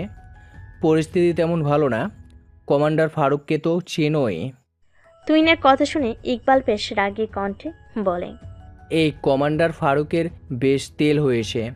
গতকালকের মতো বিজিবি ক্যাম্পেও একটা হামলা চালাইতে হইব। বর্ডারে কিছু আসলেই সেনা পুলিশ ধরে। হুদাই ভয় পাস না, চিনিস নামা আগে। আর হেডকোয়ার্টারে বলে দিস লোক লাগবে, আক্রমণ করব। ভাই, মাল সব নামতেছে। ওই ট্র্যাকটা ছাড়লে আমরা চলে যাব। রাতে কিন্তু পেট ফুল করে খাওয়াইতে হবে লাল পানে। ইকবাল হো হো করে হাসতে হাসতে বলে, ওটার বলতে যা কাজ কর। 2:10। হঠাৎ কিছু টের পেয়ে 15 বছরের একটা পিচ্ছি পাহাড়ের উপর দাঁড়িয়ে হঠাৎ নিঃশব্দ করে দৌড়ে দাঁড়ায় ইকবালের সামনে। তারপর চাপা স্বরে বলে, ভাই, ছবির ভেতরে কেমন অদ্ভুত ছায়া দেখলাম। মানুষ হলেও একটু শব্দ নাই, কিন্তু শব্দ পাইলাম না। ভাই, তাড়াতাড়ি কিছু করেন। ইকবাল বিরক্তি নিয়ে বলে, চুপ থাকতো। তুই ভুল দেখছস হয়তো। মানুষ হইলে শুকনা পাতার শব্দ হইব না, আর ছায়া ওটা তোরই হইব হয়তো। তোর সব পেঁচাল বাদ দে, অস্ত্র ঠিক মতো উঠাইয়া ফেল। মাথা খাস না তো আমার। ইকবালের কথা বলার মাঝেই বুম বিকট শব্দে গোডাউনের মূল গেট উড়ে যায়। মুহূর্তেই আবারও বিকট শব্দে মুহূর্তে ধোঁয়াগুলো পুরো এলাকা অন্ধকার হয়ে যায়। মুহূর্তে গর্জন করে ওঠে আশিকের স্নাইপারের রিভলভার। ভাইরা গো, গেট গেছে। তুহিনের কথায় ভয় পায় ইকবাল। হাত থেকে সিগারেটটা ফেলে দিয়ে ভর্ত কণ্ঠে বলে, এরা কারা? বিজিবি নাকি? না ভাই, বিজিবি এত নিঃশব্দ আক্রমণ করতে পারবে? বিজিবিতে লোক আছে না? আমগো ওরা খবর দিত। এরা সেনা লোক, স্পেশাল ফোর্স লাগাইতেছে। বিকালে হেলিকপ্টারে এরাই হয়তো আইছিল ক্যাম্পে। আপনারে কতবার কইলাম ভাই, ক্যাম্পে হামলা কইরেন না, শোনেননি। এবার পালান ভাই, পালান, নয়তো জীবিত রাখবে না সেনা আমগো। কথাটা বলে তুহিন পালাতে যাবে, অমনি একটা গুলি এসে লাগে তুহিনের মাথায়। ধূপ করে মাটিতে মুখ থুবড়ে পড়ে যায় তুহিনের দেহ। ওপাশ থেকে আসিফের কানে ভেসে আসে নেহার কণ্ঠস্বর, গ্রেট, একদম হেডশট। আসিফ মুচকি হেসে বলে, পাশের তাকেও গুলি করব? নো, সেই তো এই ঘাটির নেতা, ওকে জীবিত চাই। তার হাঁটুতে গুলি করো আর পিচ্চিটাকে ছেড়ে দাও। ইকবাল ভয়ত চোখে চারপাশ দেখে দৌড়াতে উদ্যত হবে, অমনি আশিকে স্নাইপার গর্জন করে ওঠে। নিখুঁত নিশানা ইকবালের ডান পায়ের হাঁটু এফর ওফর করে দিয়ে যায়। মুখ থুবড়ে পড়ে যায় ইকবাল। ততক্ষণে সাবিরের লেজার বিমও গর্জন করে উঠেছে। পুরো গোডাউনের পরপর 3 বার ঘুরিয়ে মুচকি মুচকি হাসি, কারণ পোড়া লাশের গন্ধ। কয়েক মিনিটের ব্যবধানে 30+ লাশের স্তূপ হয়ে গিয়েছে। সাবির আড়াল থেকে বের হয়ে এসে দাঁড়ায় ইকবালের সামনে। পেছন পেছন এসে দাঁড়ায় মাহিন আর রায়হান। ইকবাল কারোর আগমন বুঝতে পেরে আর্তনাদ করে বলে, আমাকে ছেড়ে দাও, আমাকে মেরো না। সাব্বির কোনো কথা না বলেই নিজেই সমস্ত শক্তি দিয়ে ইকবালের গুলিবিদ্ধ পায়ে লাথি মেরে গর্জন করে বলে, তোকে মারতে চাইলে অনেক আগে মেরে দিতাম। মাহিন, একে চেক করে কিছু পেলে নিজের হেফাজতে নিয়ে নাও, তারপর ক্যাম্পে নিয়ে যাও। নেহা, শুনতে পাচ্ছ? জি স্যার। দ্রুত আহসান স্যারকে ইনফর্ম করো, মিশন কমপ্লিট। ফার্স্ট তারা 50 জন সৈন্য পাঠিয়ে দেয়। আমি অলরেডি ইনফর্ম করে দিয়েছি স্যার। সেনারা পাহাড়ে উঠছে, আর 1 মিনিট লাগবে তাদের আপনার কাছে পৌঁছে যেতে। ওকে। কথা শেষ করতে না করতেই একদল সেনা এসে সাব্বিরকে স্যালুট করে। সাব্বির পাল্টা তাদের স্যালুট করে বলে, এসো আমার সাথে। আর গোডাউনে নিজের লুট হওয়া অস্ত্র পেলে নিয়ে যাও, আমরা গোডাউন আর রাখবো না। কথাটা বলে সাব্বির মাহিনের দিকে তাকায়। মাহিন মুচকি হেসে বলে, স্যার, এক বোমে পুরো গোডাউন উড়িয়ে দিব। আপনি দ্রুত ভেতরটা সার্চ করুন, কিছু পান কিনে দেখুন। আমি বোম ফিট করছি। যেই বলা সেই কাজ। সাব্বির সহ বাকি সৈন্যরা পুরো গোডাউন চষে বেরিয়ে লুট হওয়া অস্ত্র সহ চোরাচালান করা অস্ত্র বোমাগুলো উদ্ধার করে ট্রাকসহ ক্যাম্পে নিয়ে চলে যায়। সাব্বির আরও বেশ কয়েকবার গোডাউনের ভেতর চক্কর দিয়ে মাহিনকে ডাকেন। মাহিন, তোমার কাজ হলো? জি স্যার, গোডাউনের মাঝে তেলের যোগান ছিল, ওর মাঝে বোম ফিট করে দিয়েছে। এক বোম, একটা ব্লাস্ট, আর গোডাউন খতম। চলো বের হই। সাব্বির আর মাহিন দ্রুত ক্যাম্পে ফেরার মিনিট খানেক পরপরই বিকট শব্দে পাহাড় কেঁপে ওঠে। উড়ে যায় পুরো গোডাউন। দিনের আলো ফুটছে। সাব্বির বসে আছে চেয়ারের পাশেই। আবির, মাহিন, আশিক আর নেহা দাঁড়িয়ে। রায়হান বরাবরের মতোই ঘুমিয়ে। এমন সময় বান্দরবান রিজিয়ন এর 12 নম্বর চেকপোস্ট প্রধান ফারুক হোসেনের আগমনে নড়ছে বসে সাব্বির। খানিকটা হাসি মুখে তাকে নিজের পাশে বসে বলে, আপনার কথা ভাবছিলাম স্যার। ফারুক হোসেন নম্র কণ্ঠে বলেন, তাই কিছু বলবে? বলার তো অনেক কিছুই আছে স্যার, তবে এটুকু শুনুন, অস্ত্রের চোরাচালানের মূল হোতা ইকবালকে জীবিত ধরেছে। আপনি কি তার সাথে কথা বলবেন? সাব্বিরের মুখ থেকে ইকবাল নামটা শুনে যেন ফারুক হোসেন চুপসে যান। কিছু একটা ভাবতে ভাবতে বলেন, ইকবাল? সাব্বির মুচকি হেসে বলে, হ্যাঁ স্যার, ইকবাল। এই ইকবাল কে জানেন? আপনার ক্যাম্পেরই লোকাল বাবুর্চি। গতকাল আপনার সাথে দেখা করার সময় ওর হাতেরই চা খেয়েছিলাম। বেচারাকে দেখে আমি অনেক অবাক হয়েছিলাম। বেইমানকে কি করলি? উল্টো করে ঝুলিয়ে রেখেছি। অপারেশন হয়েছে হাঁটুতে, কিন্তু তথ্যের জন্য ওকে জীবিত রেখেছি। আমি আপনাকে মেল করে দেব কোন কোন বিজিবির কর্মকর্তা ওকে সাহায্য করেছে এইসব অবৈধ কাজে। তোমাকে অসংখ্য ধন্যবাদ ক্যাপ্টেন। যে কাজ আমরা 1 বছরও পারিনি, তুমি একদিনেই তা সফলভাবে করে ফেলেছো। আপনাদের ঘরেই ছিল শত্রু, তাই সফল হননি। আশা করি ঘরের শত্রুকে চিনবেন। ধন্যবাদ তোমাকে ক্যাপ্টেন, মূল্যবান পরামর্শ দেওয়ার জন্য। আজ আসছি। ফারুক হোসেন চলে যেতে সাব্বির বলে ওঠে, স্যার, গত রাতে এই রায়হান কিন্তু ধরা পড়েই গিয়েছিল। ধরা তো আর পড়েনি, তাই ওটা বাদ দাও। পরবর্তীতে রায়হানকে আরও ট্রেনিং দিতে হবে। ক্যাম্পের চারপাশে কিছু সময় নজরদারি করে সব গুছিয়ে নাও, ঢাকা ফিরবো। সাব্বিরের কথা শুনে নেয়া কিছুটা মনমরা হয়ে বলে, স্যার, বলছিলাম কি 2 দিন থেকে গেলে হয় না? মাত্রই তো 2 দিন হলো আসলাম, এত সুন্দর জায়গা ছেড়ে যেতে ইচ্ছে করছে না। আমরা মিশনে ছিলাম নেহা, মিশন শেষ। নিজেদের ডিভিশনে ফেরাই বাধ্যতামূলক। ঘরে গিয়ে সব ঠিকঠাক করে নাও, একটু পরে হেলিকপ্টার আসবে। নেহারা চলে যায়। আহসান চৌধুরী এগিয়ে আসেন সাব্বির পাশে বসতে বসতে বলেন, সাব্বির তাহলে আজই ফিরে যাচ্ছ? জি স্যার, মিশন কমপ্লিট।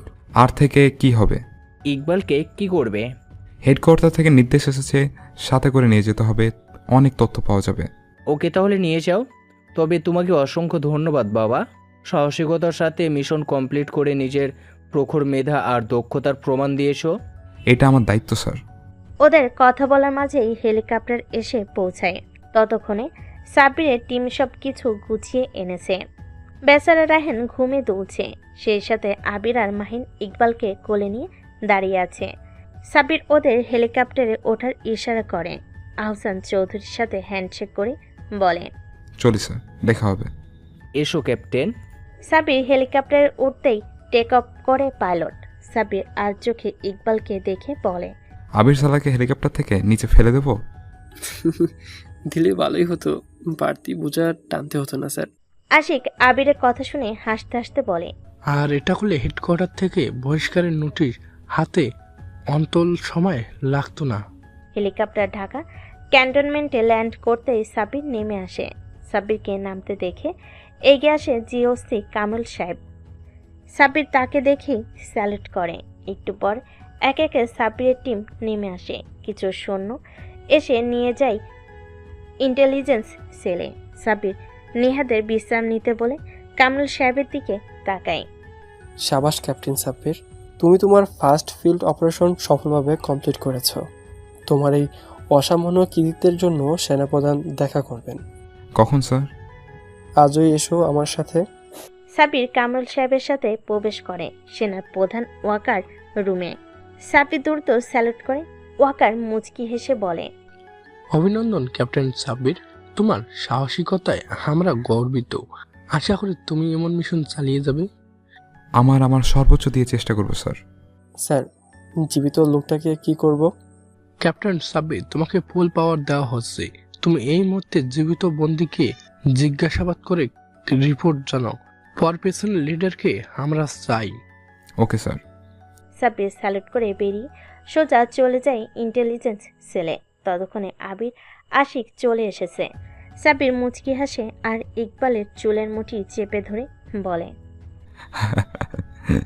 তোর খুব সাহস, তাই না?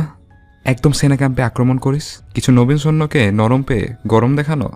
এখন আমাদের সাথে খেলবি, খেলনা রে খেল।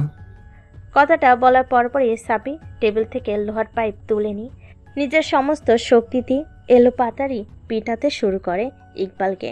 সাব্বিরকে এমন ভয়ঙ্কর রেগে যেতে দেখে আবির আশিক দুজনেই ভয়ার্ত চেহারায় তাকিয়ে আছে। সাব্বির 20 মিনিট পিটিয়ে ইকবালের চামড়া তুলে ফেলেছে। অনেক জায়গা থেতলে গিয়েছে, হাতের পাইপ সম্পূর্ণ ভেঙে গিয়েছে। সাব্বির থামে, হাতে প্লাস তুলে নিয়ে ইকবালের খুব কাছাকাছি এগিয়ে যায়।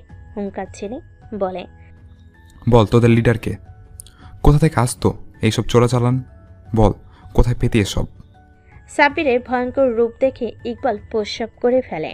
থরথর করে কাঁপতে কাঁপতে বলে, ভাইরে, আমার তো দালাল, আসল মাথা কাশেম বাঘা ভাই। আমি তেমন কিছু জানি না, আমাকে মেরো না ভাই। সাব্বির মুচকি এসে প্লাস্টার দিয়ে ইকবালের দাঁত চেপে ধরে বলে, সবই চিনিস, শুধু বলছিস না। দ্রুত বল, কোথা থেকে আসতো চালান? বান্দরবন চেকপোস্টে এসব চোরাচালান হতো না? বাহির থেকে আসতো। বল, কোথা থেকে আসতো?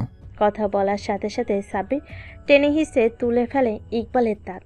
ফিনকি দিয়ে রক্ত বের হতে থাকে। সাব্বির আরও ভয়াবহ হয়ে ওঠে।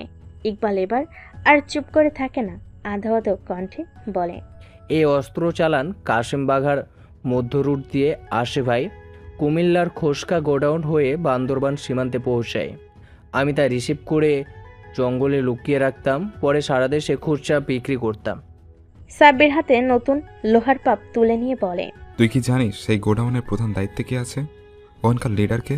ইকবাল একবার সাব্বিরের ডান হাত দেখে লোহার পাইপ, আরেকবার বাম হাতে দেখে প্লাক্স। ভয়ে ঢোক গিলতে গিলতে বলে, কাশেম বাঘার ডানহাত মাঝার মোল্লা ওই গোডাউন সামলায়। আমি মাঝার মোল্লার নির্দেশে কাজ করতাম। তোদের এই কারবারে কি শুধু দেশি লোক জড়িত, নাকি বহিরাগত কেউ আছে? এটা আমি জানি না ভাই, আমাকে আর মেরো না। এগিয়ে আসে আবির। সাব্বিরকে ভয়ে ভয়ে বলে, স্যার ছেড়ে দিন, আমরা যা জানার জেনে গেছি, বাকিটা আমাদের গোয়েন্দা সংস্থা দেবে। এখন ওর ট্রিটমেন্ট দরকার। সাব্বির চেয়ে দেখে আসলেই ইকবালের পুরো শরীর থেকে রক্ত পড়ছে। হাত থেকে পাইপ আর প্লাস ফেলে দিয়ে বলে, ঠিক আছে, হসপিটালে নিয়ে যাও। আসিক, এসো আমার সাথে। বেরিয়ে যায় সাব্বির আর আশিক। আবির কিছুটা রাগী কণ্ঠে ইকবালকে ধমক দিয়ে বলে, শালা বললি তো বললি, এত মায়েরও খাইলি। স্যারকে তো চিনিস না, আজ না আটকালে তোর কি হতো আল্লাহ ভালো জানে। চল হসপিটালে। নিজের অফিসে চেয়ারে বসে সাব্বির আর নেহা আশিকের দিকে তাকায়। নেহা ল্যাপটপ হাতে বসে আছে, আশিক চুপচাপ মাথা নিচু করে বসে আছে। নেহা, তোমার কাজ কি বুঝতে পেরেছো? জি স্যার, মাঝার মোল্লার সব ডিটেলস বের করে দেওয়া আর তাদের গোডাউন কোথায় তার সম্পূর্ণ লোকেশন ট্র্যাক করে দেওয়া। হ্যাঁ, আমাদের কুমিল্লা খোকসা বাজারের সব সোর্সকে খবর দিতে বলো। রাতের মধ্যে সব জানতে চাই আমি। ওকে স্যার, আমি তবে আমার অফিসে যাই। এসো। নেহা চলে যেতে সাব্বির আশিককে বলে, আসিক, তুমি যাও, দুদিন পরিবারের সাথে কাটতে আসো। আরেকটি মিশনে যেতে হবে। Okay sir. আশিক চলে যায়। সাব্বির চোখটা বন্ধ করে ফেলে। শরীরটা ভীষণ ক্লান্ত। এখন একটা লম্বা ঘুমের প্রয়োজন। নরসিংদীর এক পুরনো মিল ফ্যাক্টরি, ছোট্ট একটা কক্ষ, টিপ টিপ করে জলে 25 ওয়াটের বাল্ব, ঘর জুড়ে সিগারেটের ধোঁয়া। ছোট একটা চেয়ারে জ্বলন্ত সিগারেট ঠোঁটে মাঝখানে নিয়ে বসে আছে কাশেম বাঘা। এমন সময় সেখানে প্রবেশ করে কাশেম বাঘার বাম হাত সামাদ। কাশেম বাঘা সিগারেটের লম্বা টান দিয়ে সামাদের দিকে ফিরতে সামাদ ভয়ে ভয়ে বলে, ভাই, কাল রাতে বান্দরবনের চালান শেষ। ফোর্সে হামলা করেছিল কাউকে, তুহিনকে হেডশুট করেছে, সেই সাথে আরও যত লোক ছিল সবাই দুটুকরো লাশ পাওয়া গিয়েছে। কাশেম বাঘা চোখ ছোট করে কিছুক্ষণ সামনের দিকে তাকিয়ে থেকে ঠান্ডা গলায় বলে, কে করেছে? বিজিপি? না ভাই, বিজিবির কোনো মুভমেন্টই ছিল না। সেখানে লোক আসে না আমাদের। তাছাড়া কারখানার সিসিটিভি অফ করে ঢুকেছে, মনে হয় সেনাবাহিনীর কেউ, কিন্তু ইউনিট ট্রেস হচ্ছে না। কাশেম বাঘা সিগারেটের শেষ টান দিয়ে ধোঁয়া ছাড়তে ছাড়তে বলে, যদি সেনা হয়েও থাকে তাহলে অনুমতি ছাড়া গেছে, মানে কেউ নিয়ম ভেঙে ফেলেছে।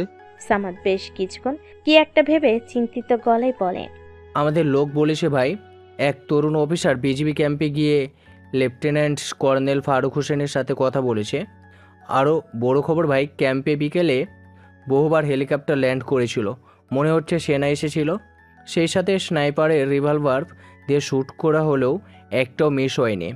এটা নিশ্চিত আর্মি কোনো ইন্টেলিজেন্ট টিমের কাজ। কাশেম বাঘা ঠোঁট বাঁকা করে হাসতে হাসতে বলে, মনে হচ্ছে কেউ নতুন এসেছে। আগুন আছে ওর শরীরে। ঠিক আছে, আগুন পুড়ে গেলে সে জানবে কে আসল রাজা। আমাদের অস্ত্র আর ইকবালের কি হলো? পিচ্ছি গেলাম পালিয়ে এসে জানিয়েছে ইকবালকে মারেনি, তুলে নিয়ে গিয়েছে। গোডাউন পুরো ধ্বংস করে ফেলে আর অস্ত্র সব ক্যাম্পে। আমার মনে হয় ভাই, ওই শালা ইকবাল ক্যাম্পে আক্রমণ না করলে এমন হতো না। কাশেম বাঘা ঠোঁট থেকে সিগারেট ফেলে দিয়ে নতুন করে সিগারেট জ্বালিয়ে ছোট্ট করে টানতে টানতে বলে, লোক পাঠাও সামাদ। সেই অফিসারটা কে? কি তার পরিচয়? নাম ঠিকানা বের করো। হেডকোয়ার্টারে আমাদের তথ্য ফাঁস হওয়ার আগেই আমি ওই শয়তানের ফ্যামিলির ঠিকানা চাই। ওকে বস, এখন আমাদের কুমিল্লা দিয়ে চালান না পাঠালেই ভালো। গর্জন করে ওঠে কাশেম বাঘা, হুঙ্কার দিয়ে বলে, সে যদি সাহস দেখায় আমি তাকে ছায়ায় শুয়ে রাখবো সামাদ। ওর কোচি অফিসারের ভয়ে আমি চালান বন্ধ করব না। আরেকটা চালান যাবে কুমিল্লা দিয়ে, মাজার মোল্লাকে বলে দেবে এবার যেন এক কণা ভারতও না হারায়। যদি হারিয়ে যায় আমি নিজে গিয়ে মাজারের গলা কেটে নিব। সামাদ কাশেম বাগার হুমকিতে ভয় পেয়ে যায়। দ্রুত সেখান থেকে বেরিয়ে কাজে লেগে পড়ে। এদিকে চেয়ারে নিজের ক্লান্ত শরীর এগিয়ে দেওয়ার পর কখন যে ঘুমিয়ে গিয়েছিল সাব্বির নিজেও জানে না। গভীর ঘুমের মাঝে কারোর কথা বলার শব্দে ধীরে ধীরে চোখ মেলে তাকায় সাব্বির। দেখে নেহা আর রায়হান বসে আছে। সাব্বির সোজা হয়ে বসে বাম হাত দিয়ে নিজের মুখ আর চোখে একটা ডলা দিয়ে বলে, সরি, একটু ঘুমিয়ে পড়েছিলাম। তোমরা কখন এসেছো? অনেক আগে এসেছি স্যার, এসে দেখি আপনি ঘুমে, তাই আর ডাকিনি। হ্যাঁ, শরীর একটু খারাপ। তা বলো নেহা, পেলে কিছু? শুধু পাইনি স্যার, একেবারে নারীর খবর বের করতে পেরেছি। তাই নাকি? ঝটপট বলে ফেলো। খোকসা কুমিল্লা বাজার থেকে 5 কিমি দূরে পুরানো আর পরিত্যক্ত একটা কন্টেইনার ইয়ার্ডে মাঝহাব মোল্লার ঘাঁটি। আর আর মজার ব্যাপার হলো স্যার, এই মাঝার মোল্লা র্যাবের সাবেক সদস্য। এই মাঝারের ডান হাত হলো মাকসুদ, সেই সাথে ওই এলাকার একজন চোরা কারবারির করা নেতা রাশেদ। এই আবার স্নাইপার সাথে র্যাবের সদস্যও ছিল। এখন এসব চোরা চালানোর সাথে জড়িত। এদের এমন কোনো অপকর্ম নেই যা করে না। তাহলে আমাদের পরবর্তী লক্ষ্য হলো কুমিল্লা খোকসা বাজার, তাই তো? জি স্যার। সাব্বির রায়হানের দিকে ফিরে তাকায়। রায়হান বড় বড় চোখ করে তাকিয়েছিল ওর দিকেই। রায়হান, তুমি এই মুহূর্তে চলে যাও খোকসা বাজারে। আর সেখানে গিয়ে কি করবে আশা করি বলে দিতে হবে না। রায়হান হাসতে হাসতে বলে, এতদিন বলে দিতে হয়নি স্যার, আশা করি এবারও বলতে হবে না। আমি এক্ষুনি সেখানে চলে যাচ্ছি। এসে রায়হান বেরিয়ে যায়। সাব্বির নেহার দিকে তাকিয়ে ইতস্তত ভঙ্গিতে বলে, নেহা, একটা কথা বলবো। জি স্যার, বলুন। আমার কার্ডটা একবার দেখো তো, ক্ষতটা শুকিয়ে গিয়েছে নাকি আরো কাঁচা হয়ে গিয়েছে?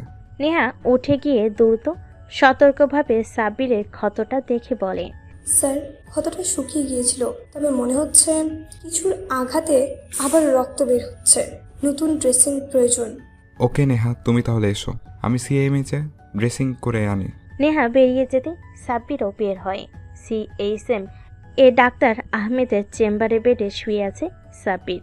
ডাক্তার আহমেদ খুব সাবধানে নতুন করে ড্রেসিং করে দিতে দিতে বলে, কতবার বললাম একটু সাবধানে থেকো, একটু শুকিয়ে যা। কথা তো কানেই তুল না। বলি বড় কোনো ইনফেকশন হয়ে গেলে আর্মিতে আর থাকতেই পারবে না। মিশনে গিয়ে এসবের কথা মাথায় থাকে না আঙ্কেল, আপনি শুধু শুধু চিন্তা করেন। ডাক্তার আহমেদ দীর্ঘশ্বাস ফেলে বলে, বাবার মতোই হয়েছিস। যাই হোক, ড্রেসিং হয়ে গিয়েছে। আমি জিওসিকে আদেশ দিব যেন তোকে ফিজিওর সাথে সাইকোলজিস্টের আন্ডারে ফাটিয়ে রিপোর্ট করায়। আচ্ছা কইরো, এখন আসি, বাসায় যেতে হবে। সাব্বির সিএমএইচ থেকে বের হয়ে গাড়িতে উঠে বসে। এমন সময় আবিরকে দৌড়ে আসতে দেখে সাব্বির গাড়ির কাছ নামিয়ে তাকাই ওর দিকে। আবির সাব্বিরের পাশে এসে মিনিটখানেক দম নিয়ে বলে, স্যার, ইকবাল তো আর নেই। বেচারা আপনার মায়ের সহ্য করতে পারেনি। তাছাড়া অতিরিক্ত রক্ত পড়ে যাওয়াই শেষ। তাতে কি হয়েছে? আমরা আমাদের তথ্য পেয়ে গেছি। দেশের একটা শত্রু চলে গেলে কোনো সমস্যা হবার কথা নয়। তুমি যাও, ক্যাম্পে বিশ্রাম নাও, নতুন মিশনে বের হবো। Okay sir. আবির চলে যায়। সাব্বিরও দ্রুত গাড়ি নিয়ে বাসায় আসতে দারুণ দরজা খুলে দেয়। সাব্বির গাড়ি পার্কিং করে নামতে দরজা খুলে বেরিয়ে আসেন নাজিয়া চৌধুরী। সাব্বির আম্মুকে দেখে মুচকি হেসে এগিয়ে যায়। নাজিয়া চৌধুরী ছেলেকে 3 দিন পর দেখে খুশিতে জড়িয়ে ধরে কপালে একের পর এক চুমু খেতে খেতে বলে, আমার বাপজান ফিরে আসছে, আমার মানিক। হয়েছে আম্মু, চলো ভেতরে যাই, ক্ষুধা পেয়েছে। নাজিয়া চৌধুরী ছেলেকে নিয়ে ভিতরে চলে যায়। এদিকে ক্যান্টনমেন্টে নেহা, আবির আর মাহিন বসে আছে। 3 জনই নিশ্চুপ। এমন সময় নেহা বলে, আমাদের মিশন কুমিল্লাতে, তোরা প্রস্তুত হয়ে নে।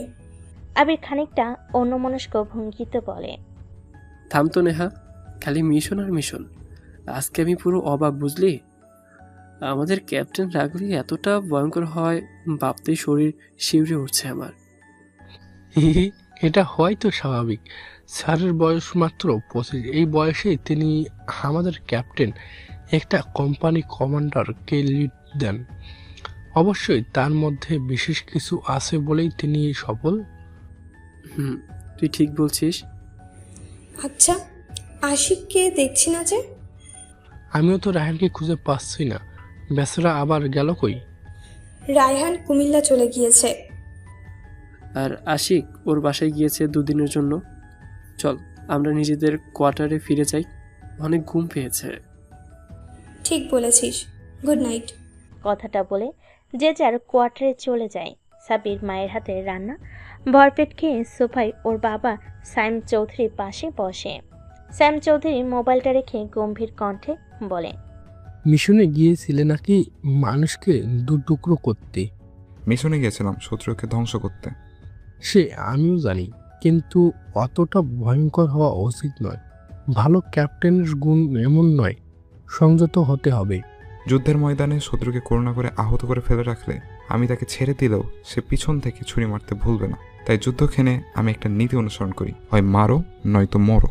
স্যাম চৌধুরী ছেলের এমন স্পষ্ট ভাষিতায় বেশ সন্তুষ্ট হন, তবে তার ছেলেকে বুঝতে না দিয়েই বলেন, ভালো। তা পোস্টিং হলো বুঝি ঢাকায়? না, এখনও ও বিষয়ে কথা হয়ে ওঠেনি। মিশনে কেবল প্রথম পর্যায়টা, আরেকটা মিশন আছে, তারপর হয়তো উঠবে। দেখবো কেমন তুমি মেজর জেনারেল হয়েও 30 বছরের আগেই। সাবির মুচকি হেসে বলে, এই তো বাবা, আমার চ্যালেঞ্জ করলে তুমি হয়তো জানো না, আমার কেউ চ্যালেঞ্জ করলে আমি তো সম্পূর্ণ করার জন্য উঠে পড়ে লাগি। এবারও আমি জিতবো, আর তারপরেই তোমার সামনে আসবো। স্যাম চৌধুরী মজা করে বলেন, তাহলে এতদিন বুঝে মেয়েদের মতো মুখে ঘোমটা দিয়ে চলবে? বাবার রসিকতায় হেসে ফেলে সাবির। স্যাম চৌধুরীও হাসেন। বাবা ছেলের হাসি দেখে কিচেনে দরজার আড়াল থেকে নাজিয়া চৌধুরীও হাসেন। দেখতে দেখতে 2 দিন পার হয়ে গিয়েছে। সাবির ফিরে যায় ক্যান্টনমেন্টে। সাবির আসার খবর পাওয়া মাত্রই ডেকে পাঠান সেনাপ্রধান ওয়াকার। মুখোমুখি বসে আছে সেনাপ্রধান ওয়াকার, পাশে জিওসি কামরুল সাহেব। জেনারেল ওয়াকার কিছুটা গম্ভীর মুখে বলেন, ক্যাপ্টেন সাব্বির, নিজের রাগকে কন্ট্রোল করতে শিখো। এভাবে পিটিয়ে কাউকে মেরে ফেলা উচিত নয় তোমার মতো অফিসারের। স্যার, সত্যি বের করতে হলে ভয়ঙ্কর হতে হবে। আর আমার যা জানার জেনে নিয়েছি। এ তো ওর বেঁচে থাকা বা না থাকার কথাই তো আসে না। সেনাপ্রধান জিওসি কামরুল সাহেবের দিকে তাকিয়ে বলেন, কামরুল সাহেব, ক্যাপ্টেনকে পরবর্তী মিশনের জন্য প্রস্তুত করুন। ক্যাপ্টেন, গতকাল রাতে কুমিল্লা খোকসা দিয়ে একটা চোরাচালান পার হয়ে গিয়েছে। সেখানে বাড়ি অস্ত্রসহ বেশ কিছু ভারী বোমা ছিল। পুলিশ আটকাতে পারেনি, ওদের হাত পা বেঁধে পালিয়ে গিয়েছে। তাহলে স্যার কবে যেতে হবে? আগামীকালই বেরিয়ে পড়ো। যত কিছু দরকার ক্যাপ্টেন দিবে, তুমি শুধু মিশন সম্পূর্ণ করে ফেলো। দোয়া করবেন স্যার, আসছি। সাব্বির ওয়াকারের রুম থেকে বের হয়ে ফোন করে রায়হানকে। 2-3 বার রিং হওয়ার পরও ফোন না ধরে সাব্বিরের রাগ ওঠে। চতুর্থবার ফোন করতে যাবে অমনি রায়হানের নাম্বার থেকে কল আসে। সাব্বির দ্রুত রিসিভ করতেই ওপাশ থেকে রায়হানের সতর্ক কণ্ঠ ভেসে আসে, সরি স্যার, দেরিতে ফোন রিসিভ করার জন্য। সমস্যা নেই। গতকাল খোকসা দিয়ে চোরাচালান পার হয়েছে, অথচ আমায় বলেনি কেন রায়হান? স্যার, আমি সব দেখেও আপনাকে জানাইনি বা তাদের বাধা দিইনি। ওদের মেন গাটি খুঁজে পেতেই চুপ ছিলাম। আমি এখনও ওদের গাটির পাশেই একটা বাড়িতে আছি, সব নজর রাখছি। কেমন অবস্থা ওখানে? ভয়ঙ্কর স্যার, 30 জনের মতো পাহারাদার, সবার হাতে সাব মেশিন গান, সবগুলো বিদেশি। বলো কি রায়হান? সঠিক বলছি স্যার, মনে হচ্ছে আজকালই মিশন চালাতে হবে, নয়তো এরা বেরিয়ে যাবে দেশ থেকে। আসছি আমি, সাবধানে থেকো। আর নেহার সাথে সম্পূর্ণ যোগাযোগ রেখো। ফোনটা কেটে দিয়ে সাব্বির দৌড়ে যায় নিজের অফিস রুমে। আবির আশিক মাহিনকে রেডি হতে বলে নিজের M10 রিভলভারের 40 ম্যাগাজিন জুতোর মধ্যে ঢুকিয়ে নেয়, সাথে লেজার বিম পায়ের মোজার মধ্যে নিয়ে তাকায় নেহার দিকে আর বলে, নেহা তুমি এখানেই থাকো, এখান থেকে সব নজরবন্দি করবে। আবির, তোমার ড্রোন কত দূর যেতে পারে? এখান থেকে রায়হানের লোকেশন যত দূর তার চেয়েও দ্বিগুণ যেতে পারে স্যার। তাহলে এক্ষুনি তুমি তা আকাশে উড়িয়ে দাও। নেহা কন্ট্রোল করবে। আর ল্যাপটপটা সঙ্গে নিও। আমার মনে হয় ওখানে সিসিটিভি ক্যামেরা থাকবে, যা হ্যাক করতে হবে। স্যার রেডি, চলুন বেরিয়ে পড়ি। তীর বেগে গাড়ি ছুটে চলেছে। মিটারে স্পিডের কাঁটা 90 ছুঁই ছুঁই। সাব্বির এক মনে গাড়ি চালাতে চালাতে বলে, আশিক, আজ তোমার আরেকটা পরীক্ষা। ভেতরে ঢুকবো আমি, আর ইশারা না করা পর্যন্ত গুলি করবে না। আবির, তুমিও ফিল্ডে থাকবে। মাহিনকে সব রকম সাহায্য করতে হবে তোমার। আমি প্রস্তুত স্যার। রাত 11টা। সিভিল গাড়িটা পূর্ণ কন্টেনার ঘাঁটি থেকে 10 মিলিমিটার দূরে রায়হানের বলা বাড়ির সামনে আসতেই রায়হান দরজা খুলে দেয়। সাব্বির দ্রুত বাসার ভেতরে ঢুকতেই রায়হান বলে ওঠে, স্যার, কাঠিটা বেশ কঠিন। সবগুলো লেগ যা বাড়ি অস্ত্র নিয়ে আসছে। সাব্বির হালকা হেসে বলে, তাতে কি, আমি তো আছি। দেখি, দেখাও তো ঘাটিটা। রায়হান সাদে নিয়ে গিয়ে দেখায় ঘাঁটিটা। মাঝারি আকারের একটা গুদাম ঘর। সাব্বির আশিকের দিকে তাকায়। দ্রুত আশিক ব্যাগ থেকে স্নেপার রিভলভার বের করে জোড়া লাগাতে শুরু করে। পাশে দাঁড়িয়ে আবির আর মাহিন সাহায্য করতে থাকে। ভেতরে ঢুকতে হলে স্যার খুব সহজ রাস্তা হলো ওদের সামনে ক্লোরোফর্ম মেশানো গ্যাস বুম ফেলতে হবে, সাথে মাহিনের তৈরি স্পেশাল স্মোক বোম। কতজন ভেতরে আছে বলে তো অনুমান করছো রায়হান? সামনে পাহারা দিচ্ছে 30 জন, আর ভিতরে ঢুকতে দেখছি 2 জনকে। সম্ভবত ওরাই নেতা গোছের লোক। তাহলে বাহিরের সবগুলোকে শুইয়ে দিয়ে এই মিশন আমাদের হাতের মুঠোয়। এমন সময় আবির চাপা উত্তেজিত কণ্ঠে বলে, স্যার, একটা ট্যাগ আসছে, জলদি আসুন। সাব্বির সাদের কিনারায় গিয়ে সামনে তাকায়। একটা কন্টেনারবাহী ট্রাক ভেতরে প্রবেশ করছে। সাব্বির মুচকি হাসে আর বলে, বাহ, নতুন চালান এসেছে। আর সেই দিনই আমরা আক্রমণ করব। আবির, ল্যাপটপ বের করে দ্রুত ক্যামেরাগুলো হ্যাক করে ফেলো। সাথে আশেপাশে নেটওয়ার্ক জ্যামিং করে দাও। বেশি গুলাগুলি করা যাবে না স্যার, আশেপাশে সিভিলিয়ানরা আছে। গুলাগুলি হলে ওরা আতঙ্কের মধ্যে পড়বে। ভয় নেই রায়ান, সাইলেন্সার লাগিয়ে গুলি করব। কোনো শব্দ হবে না, শুধু অ্যাকশন হবে। তাহলেই ভালো। স্যার, আমার কি কোনো কাজ আছে? স্নাইপার নিয়ে বসো গিয়ে আশিকের পাশে। সে একা একা কভার দিতে পারবে না। Okay sir. Sabbir Bluetooth phone চালু করে বলে ওঠে, নেহা, জি স্যার। ড্রোন কি এখনো আকাশে আছে? জি স্যার, একদম আপনাদের ছাদের 40 ফিট উপরে আছে। গুড, নজর রাখতে থাকো। সাব্বির কলটা কেটে দিয়ে এগিয়ে যায় আবিরের দিকে। মাথায় একটা গাঁটটা মেরে বলে, নেটওয়ার্ক জ্যামিং করে দিতে বললাম না? করে দিয়েছি স্যার, এখন স্যাটেলাইটে আমাদের যোগাযোগ চলছে। গুড, নজর রাখতে থাকো। রাত 12টা। মদের গ্লাসে বরফ দিতে দিতে মাকসুদ বলে ওঠেন, বস, ওপর থেকে তো করা হুকুম আছে, কোনো মতেই একটা বারুদও হাতছাড়া করা যাবে না, না হলে বস এসে আপনার মাথা কেটে নেবে। চুপ থাক, ওসব কাশেম বাগাকে আমি মানি না। শালাকে একবার বাগে ফেলে একদম গুলি করে খুলি উড়িয়ে দেব। আমার ওপর ওর হুকুম জারি চলবে না। মাকসুদ মনে মনে বলতে থাকে। শালা বেশিই বলে ফেলেছে। বাস্তবে কাশেম বাগাকে সামনে থেকে দেখলে ভয়ে হিসু করে দেয়। এমন সময় মাঝার মোল্লা বলে ওঠে, এই শোন, মালগুলো আনলোড করেছে কতজন? 5 জন, আর বস খবর পেয়েছে ওই অফিসারের বাচ্চা আমাদের আশেপাশে আছে। মাকসুদের কথাটা শোনা মাত্রই মাঝার মোল্লা হাত থেকে মদের গ্লাস ছুঁড়ে মেরে বমি করতে শুরু করে। গলগল করে বমি করে দ্রুত 2 গ্লাস ঠান্ডা পানি খেয়ে চোখে মুখে পানি দিতে দিতে বলে, দ্রুত তুই অ্যাকশন নে, আর আমার নাইট ভিশন গুগল চশমা আর গ্লাস মাস্কটা নিয়ে আয়। মাকসুদ দ্রুত নিয়ে এসে দেয়। মাঝার মোল্লা দ্রুততা চোখে দিয়ে মাকসুদকে নিয়ে আড়ালে চলে যায়। সিসিটিভি ক্যামেরার মনিটরে দিকে চোখ দিতেই দেখতে পাই অন্ধকারে কিছু দেখা যাচ্ছে। সাবেক র্যাব সদস্য হয়ে সহজে অনুমান করে নেয় ক্যামেরা হ্যাক হয়েছে। আরও ভালো করে বুঝতে ফোন বের করে নেটওয়ার্ক লাইনের দিকে তাকায়। নেই, কোনো নেটওয়ার্ক নেই। অদ্ভুতভাবে হাসতে হাসতে মাঝার মোল্লা তার ডান হাত মাকসুদকে বলে, মাকসুদ, রেডি হয়ে নে, আক্রমণ হতে চলেছে। বলতে দেরি আক্রমণ করতে দেরি করেনি সাব্বিরা। বুম বুম শব্দে কেঁপে ওঠে গোডাউন। মুহূর্তের মাঝে চারদিকে ছড়িয়ে পড়ে ক্লোরোফর্ম মিশ্রিত বোমার ধোঁয়া। সেই সাথে মাহিনের তৈরি special 5 minute smoke bomb.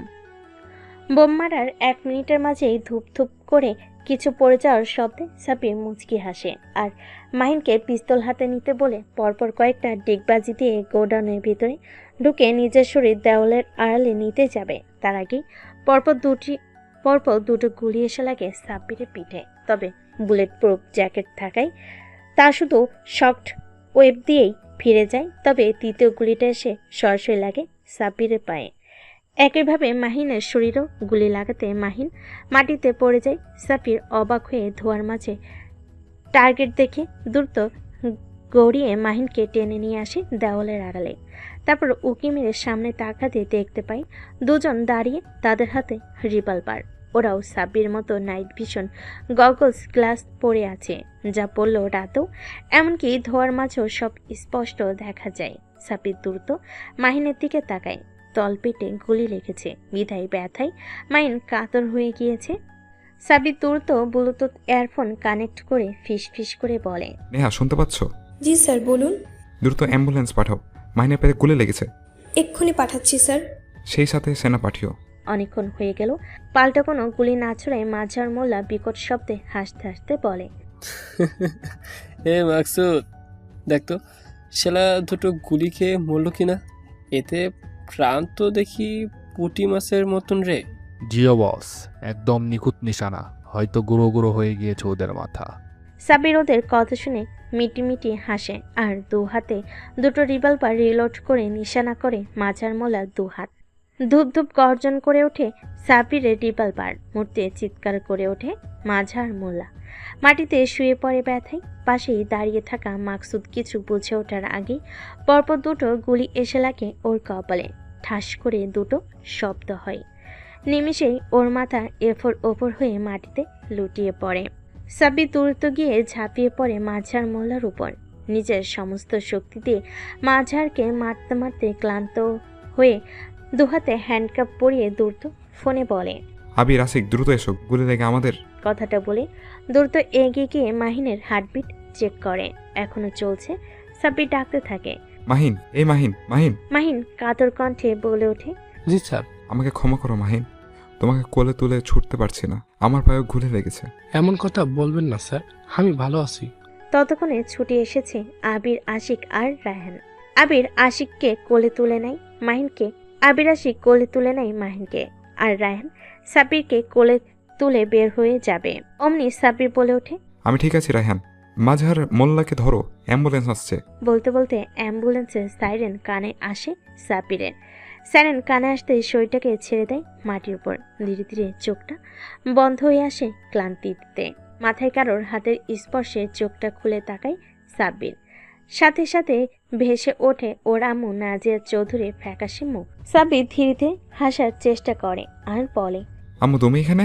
Nazia Chowdhury ছেলের কপালে চুমু দিয়ে বলেন, আলহামদুলিল্লাহ, আমার মানিক চোখ খুলে তাকিয়েছে। সাব্বিরের বাবা, ডাক্তারকে ডেকে আনো। সাইম চৌধুরী দ্রুত গিয়ে ডাক্তারকে ডেকে আনেন। ডাক্তার আহমেদ সাব্বিরের সবকিছু পরীক্ষা করে বলে, ভয়ের কিছু নেই ভাবি, আপনার ছেলেটা সত্যি ভাগ্যবান। বারবার গুলি লাগলেও বেশি ক্ষতি হয়নি। এবারেও পায়ে গুলি লেগেছে, অথচ আল্লাহ কি মহিমা, গুলি পায়ের মাংস ছেদ করে চলে গেলেও হাড্ডিতে একটু স্পর্শ করেনি। আলহামদুলিল্লাহ। ডাক্তার আহমেদ সাব্বিরের বাবার দিকে তাকিয়ে বলে, বন্ধুসল চেম্বারে যাই, অনেকদিন হলো আড্ডা দেওয়া হয় না। ভাবি আপনার জামাইকে নিয়ে গেলাম। ডাক্তার আহমেদ চলে যেতে নিবে, অমনি সাব্বির তার হাত চেপে ধরে দুর্বল কণ্ঠে বলে, ডাক্তার আঙ্কেল, মাহিন কেমন আছে? ডাক্তার আহমেদ সাব্বিরের মাথায় হাত বুলিয়ে দিয়ে বলেন, সে ভালো আছে, সে ভালো আছে, সে ভাগ্যবান। গলিটা মাংস ছেড়ে গিয়েছে, ভেতরে আটকে যায়নি। রেস্ট নাও, আবার পরে আসবো। ডাক্তার আহমেদ চলে যান। নাজিয়া চৌধুরী ব্যাগ থেকে খাবার বের করে সাব্বিরকে খাইয়ে দিতে থাকেন আর বলতে থাকেন, শোন বাবা, তুই 1 মাস আর বাসা থেকে বের হবি না। এই দুর্বল শরীর তোকে আমি আর ছাড়ছি না। ওকে আম্মু। নাজিয়া চৌধুরী ছেলেকে খাইয়ে দিতে দিতে বলেন, জানিস কত ভয় পেয়ে গিয়েছিলাম আমি। কলিজাটা আমার ছিঁড়ে যাচ্ছিল। ভেবেছিলাম এই বুঝি আমার মানিক আমার কোল খালি করে চলে গেল। সাব্বির ওর আম্মুর কপালে চুমু দিয়ে বলে, আল্লাহর রহমতে সুস্থ আছি আমি, কোনো ভয় নেই আম্মু। দেখতে দেখতে 3 দিন কেটে গিয়েছে। সাব্বির হাঁটতে পারে, তবে ডাক্তারের নিষেধের কারণে বাসায় যেতে পারেনি। মাহিনের বেডের পাশে বসে আছে সাব্বির। মাহিন আদশা হয়ে বসে আছে, পাশেই নেহা, আবির, আশিকার, রাহান। সাব্বির মাহিনের মাথায় হাত বুলিয়ে দিয়ে বলে, আমার আরো সতর্ক হওয়া উচিত ছিল মাহিন। এভাবে কই দাঁড়িয়ে থাকে দরজার সামনে বলো? সরি স্যার, ভেবেছিলাম সবাই সেন্সলেস হয়ে গেছে। ওরা আমাদের চাল বুঝতে পেরেছিল মাহিন, তাই তো আমাদের মতোই গ্যাস মাস্ক আর নাইট ভিশন গগলস চশমা পড়েছিল। স্যার, মাজার মোল্লাকে তো ইন্টেলিজেন্স সেলে রেখেছি, ওরা কি করব? থাকতে দাও ওখানে, আপাতত শরীরটা দুর্বল, একটু সুস্থ হয়ে নি, তারপর আবার ব্যবস্থা করব। ছোট কক্ষে দেওয়াল জুড়ে কিছু ছবি ঝুলিয়ে রাখা। ছবিগুলোর দিকে তীক্ষ্ণ দৃষ্টিতে তাকিয়ে আছে কাশিম বাঘা, আর দাঁতে দাঁত চেপে এক একাই বলছে, ক্যাপ্টেন সাব্বির, তোকে আর তোর টিমকে কঠিন মূল্য দিতে হবে। একে একে আমার অস্ত্রের গোডাউন ধ্বংস করে ফেলছিস, তোকে আমি টুকরো টুকরো করে ফেলবো। কাশিম বাঘার কথার মাঝেই দৌড়ে এসে দাঁড়ায় তার ডান হাত সামাদ। পেছনে ফিরে তাকায় কাশিম বাঘা। সামাদ ভয়ে ভয়ে পড়ে, বস, আপনি ওই অফিসারের খোঁজ নিতে বলেছিলেন না, খোঁজ নিয়ে ফেলেছি। কাশিম বাঘা হাতে থাকা জ্বলন্ত সিগারেটের টান দিয়ে বলে, বল কি জেনেছিস? অফিসারটার নাম সাব্বির আহমেদ, এখন সেনাবাহিনীতে ক্যাপ্টেন পদে, কিন্তু একটা ব্যাপার আছে। কাশিম চোখ সরু করে বলে, কি ব্যাপার? সে পালিয়ে এসেছিল 11 বছর আগে, বাড়ি বগুড়ায়। ওর বাবা একটা সময় তাকে মারধর করে বের করে দেয়, এখন সে নাকি ফিরেও যায়নি। ওর ফ্যামিলির সঙ্গে কোনো যোগাযোগ নাই। কাশিম বাঘা হাসতে হাসতে বলে, তাই? এটা তো ভালো। যার হারানোর কিছু থাকে না সে ভয় পায় না, কিন্তু যদি হারানোর কিছু ফেরত দেই তখন কেমন হয়? মানে ভাই? শয়তানটার বাড়ির ঠিকানা, ফোন নাম্বার সব আমার কাছে থাকুক, সময় আসলেই ওদের দিয়ে সাব্বিরকে হাঁটাবো। জানিস তো, যখন সামনাসামনি লড়াই করে শত্রুর না পেরে ওঠা যায়, তখন শত্রুর দুর্বল জায়গায় আঘাত করতে হয়, আর সবারই দুর্বল জায়গা তাদের পরিবার। হা হা হা, বেশ বলেছেন ভাই। হসপিটালে বেডে আদশা হয়ে বসে আছে সাব্বির। পাশেই দাঁড়িয়ে আছে 2 সশস্ত্র গার্ড। তাদের উপর থেকে নির্দেশনা আছে সাব্বিরকে কোনো মতে বেড থেকে নামতে দেওয়া যাবে না। সাব্বির আর তেমন আগ বাড়িয়ে কিছু বলেনি, শরীরটা ভীষণ দুর্বল। এমন সময় দরজা খোলার শব্দে সাব্বির সামনে তাকায়। একটা রূপবতী প্রবেশ করছে তার রুমে। পরনে সাদা অ্যাপ্রন। সে দ্রুত নড়েচড়ে বসে, কেননা মেয়েটা পেছন পেছন আসছিল জিওসি কামরুল সাহেব। সাব্বির বিছানার আদশা হয়েই বসে স্যালুট করেন তাকে। কামরুল সাহেব সাব্বিরের পাশে এসে বসেন আর দুজন গার্ডকে চলে যেতে ইশারা করেন। গার্ড চলে যেতেই কামরুল সাহেব সাব্বিরকে বলে, ক্যাপ্টেন, কেমন বোধ করছো এখন? জি স্যার, এখন একটু সুস্থ। তুমি ইয়াং বয়সে যত গুলি শরীরে নিলে, আমার 27 বছর চাকরি জীবনে একটাও নেইনি। Safety first. জি স্যার। এমন সময় সাব্বির পাশে দাঁড়িয়ে থাকা মেয়ের দিকে ভালো করে তাকিয়ে চমকে ওঠে। একই দেখছে সে। উজ্জ্বল ফর্সা ত্বকের, ডিম্পা আকৃতির চেহারার এক রূপবতী সুচি খাড়ানাক, এত নিখুঁত যেন কেউ পরিমাপ করে এঁকে দিয়েছে। গোলাপি রঙের ভরা ঠোঁট, কোমর ছোঁয়া ঢেউ খেলানো ঘন কালো চুলের কেশবতী বাদামি রঙের মায়াবী চোখে চেয়ে আছে ওর দিকেই। সাব্বির পলক্ষীন চোখে মেয়েটার দিকে চেয়েছিল। এমন সময় কামরুল সাহেব বলে ওঠেন, পরিচয় করিয়ে দেই, আমার মেয়ে তাসনিম কামরুন নূর। মুহূর্তে চমকে ওঠে সাব্বির। দ্রুত চোখ নামিয়ে নিয়ে কামরুল সাহেবের দিকে তাকান। কামরুল সাহেব মুচকি হাসেন আর বলেন, ওর পরিচয় শুধু আমার কন্যা নয়, সে একজন আর্মি সাইকোলজিস্ট ও ইন্টেলিজেন্স অ্যানালিস্ট। শুধু মিশনের পর আহত সৈনিক নয়, তোমার মতো অস্বাভাবিক সাহস দেখানোদের মনস্তান্ত্রিক মূল্যায়ন করার দায়িত্ব তার। সাব্বির হাসি মুখে আরেকবার তাকায় তিশার দিকে, তারপর কোমল কণ্ঠে বলে, বসুন মিস তিশা। তিশা চেয়ার টেনে বসে। সাব্বির চোখ নামিয়ে রাখে, তবু কেন যেন বারবার চোরা চোখে দেখতে ইচ্ছে করে ওর। নিজেকে ধিক্কা দেয়, মনকে শক্ত করে কামরুল সাহেবকে বলে, স্যার, আমি এখন মোটামুটি সুস্থ। তা আমি জানি না ক্যাপ্টেন, ডক্টর আহমেদ সাহেব এর হুকুম, সেই সাথে তোমার বাবা আমার বন্ধু সাইম চৌধুরীর আদেশ, তোমার রিপোর্ট বের করতেই হবে। তাহলে আর কি করার? কিছু করার নেই, সামনেই আছে আরেকটা ভয়াবহ মিশন, তার আগে তোমাকে সম্পূর্ণ ফিট হতে হবে। মামুনি, তুমি তোমার কাজ করো, আমি আসছি। ওকে বাবা। মাত্র দুটো শব্দ সাব্বিরের কানে আসতেই চমকে ওঠে। এত মায়াবী কোমল কণ্ঠ সে আগে শুনিনি। বিস্ময়কর চাহনিতে তিশার দিকে তাকায়। তিশারেপের বেশ খানিকটা রাগি চোখে সাব্বিরের দিকে তাকিয়ে ধমকের সুরে বলে, তোমার রিপোর্ট নেব, ইঞ্জেকশন দেব না। এভাবে চেয়ে থাকার কোনো মানেই নেই। সাব্বির দমে যায় ধমক খেয়ে, চোখটা নামিয়ে নিয়ে বলে, ইঞ্জেকশনকে আমি ভয় পাই না, পেলে গুলি নিয়ে খেলতাম না। তোমাকে দেখার খুব ইচ্ছে ছিল জনাব, আজ সরাসরি দেখে অবাক হচ্ছি। কেন মিস? তোমার মতো এত নরম আর কোমল কণ্ঠের একটা বাচ্চা স্বভাবের পুরুষ কিভাবে এত ভয়ঙ্কর মিশন কমপ্লিট করলো?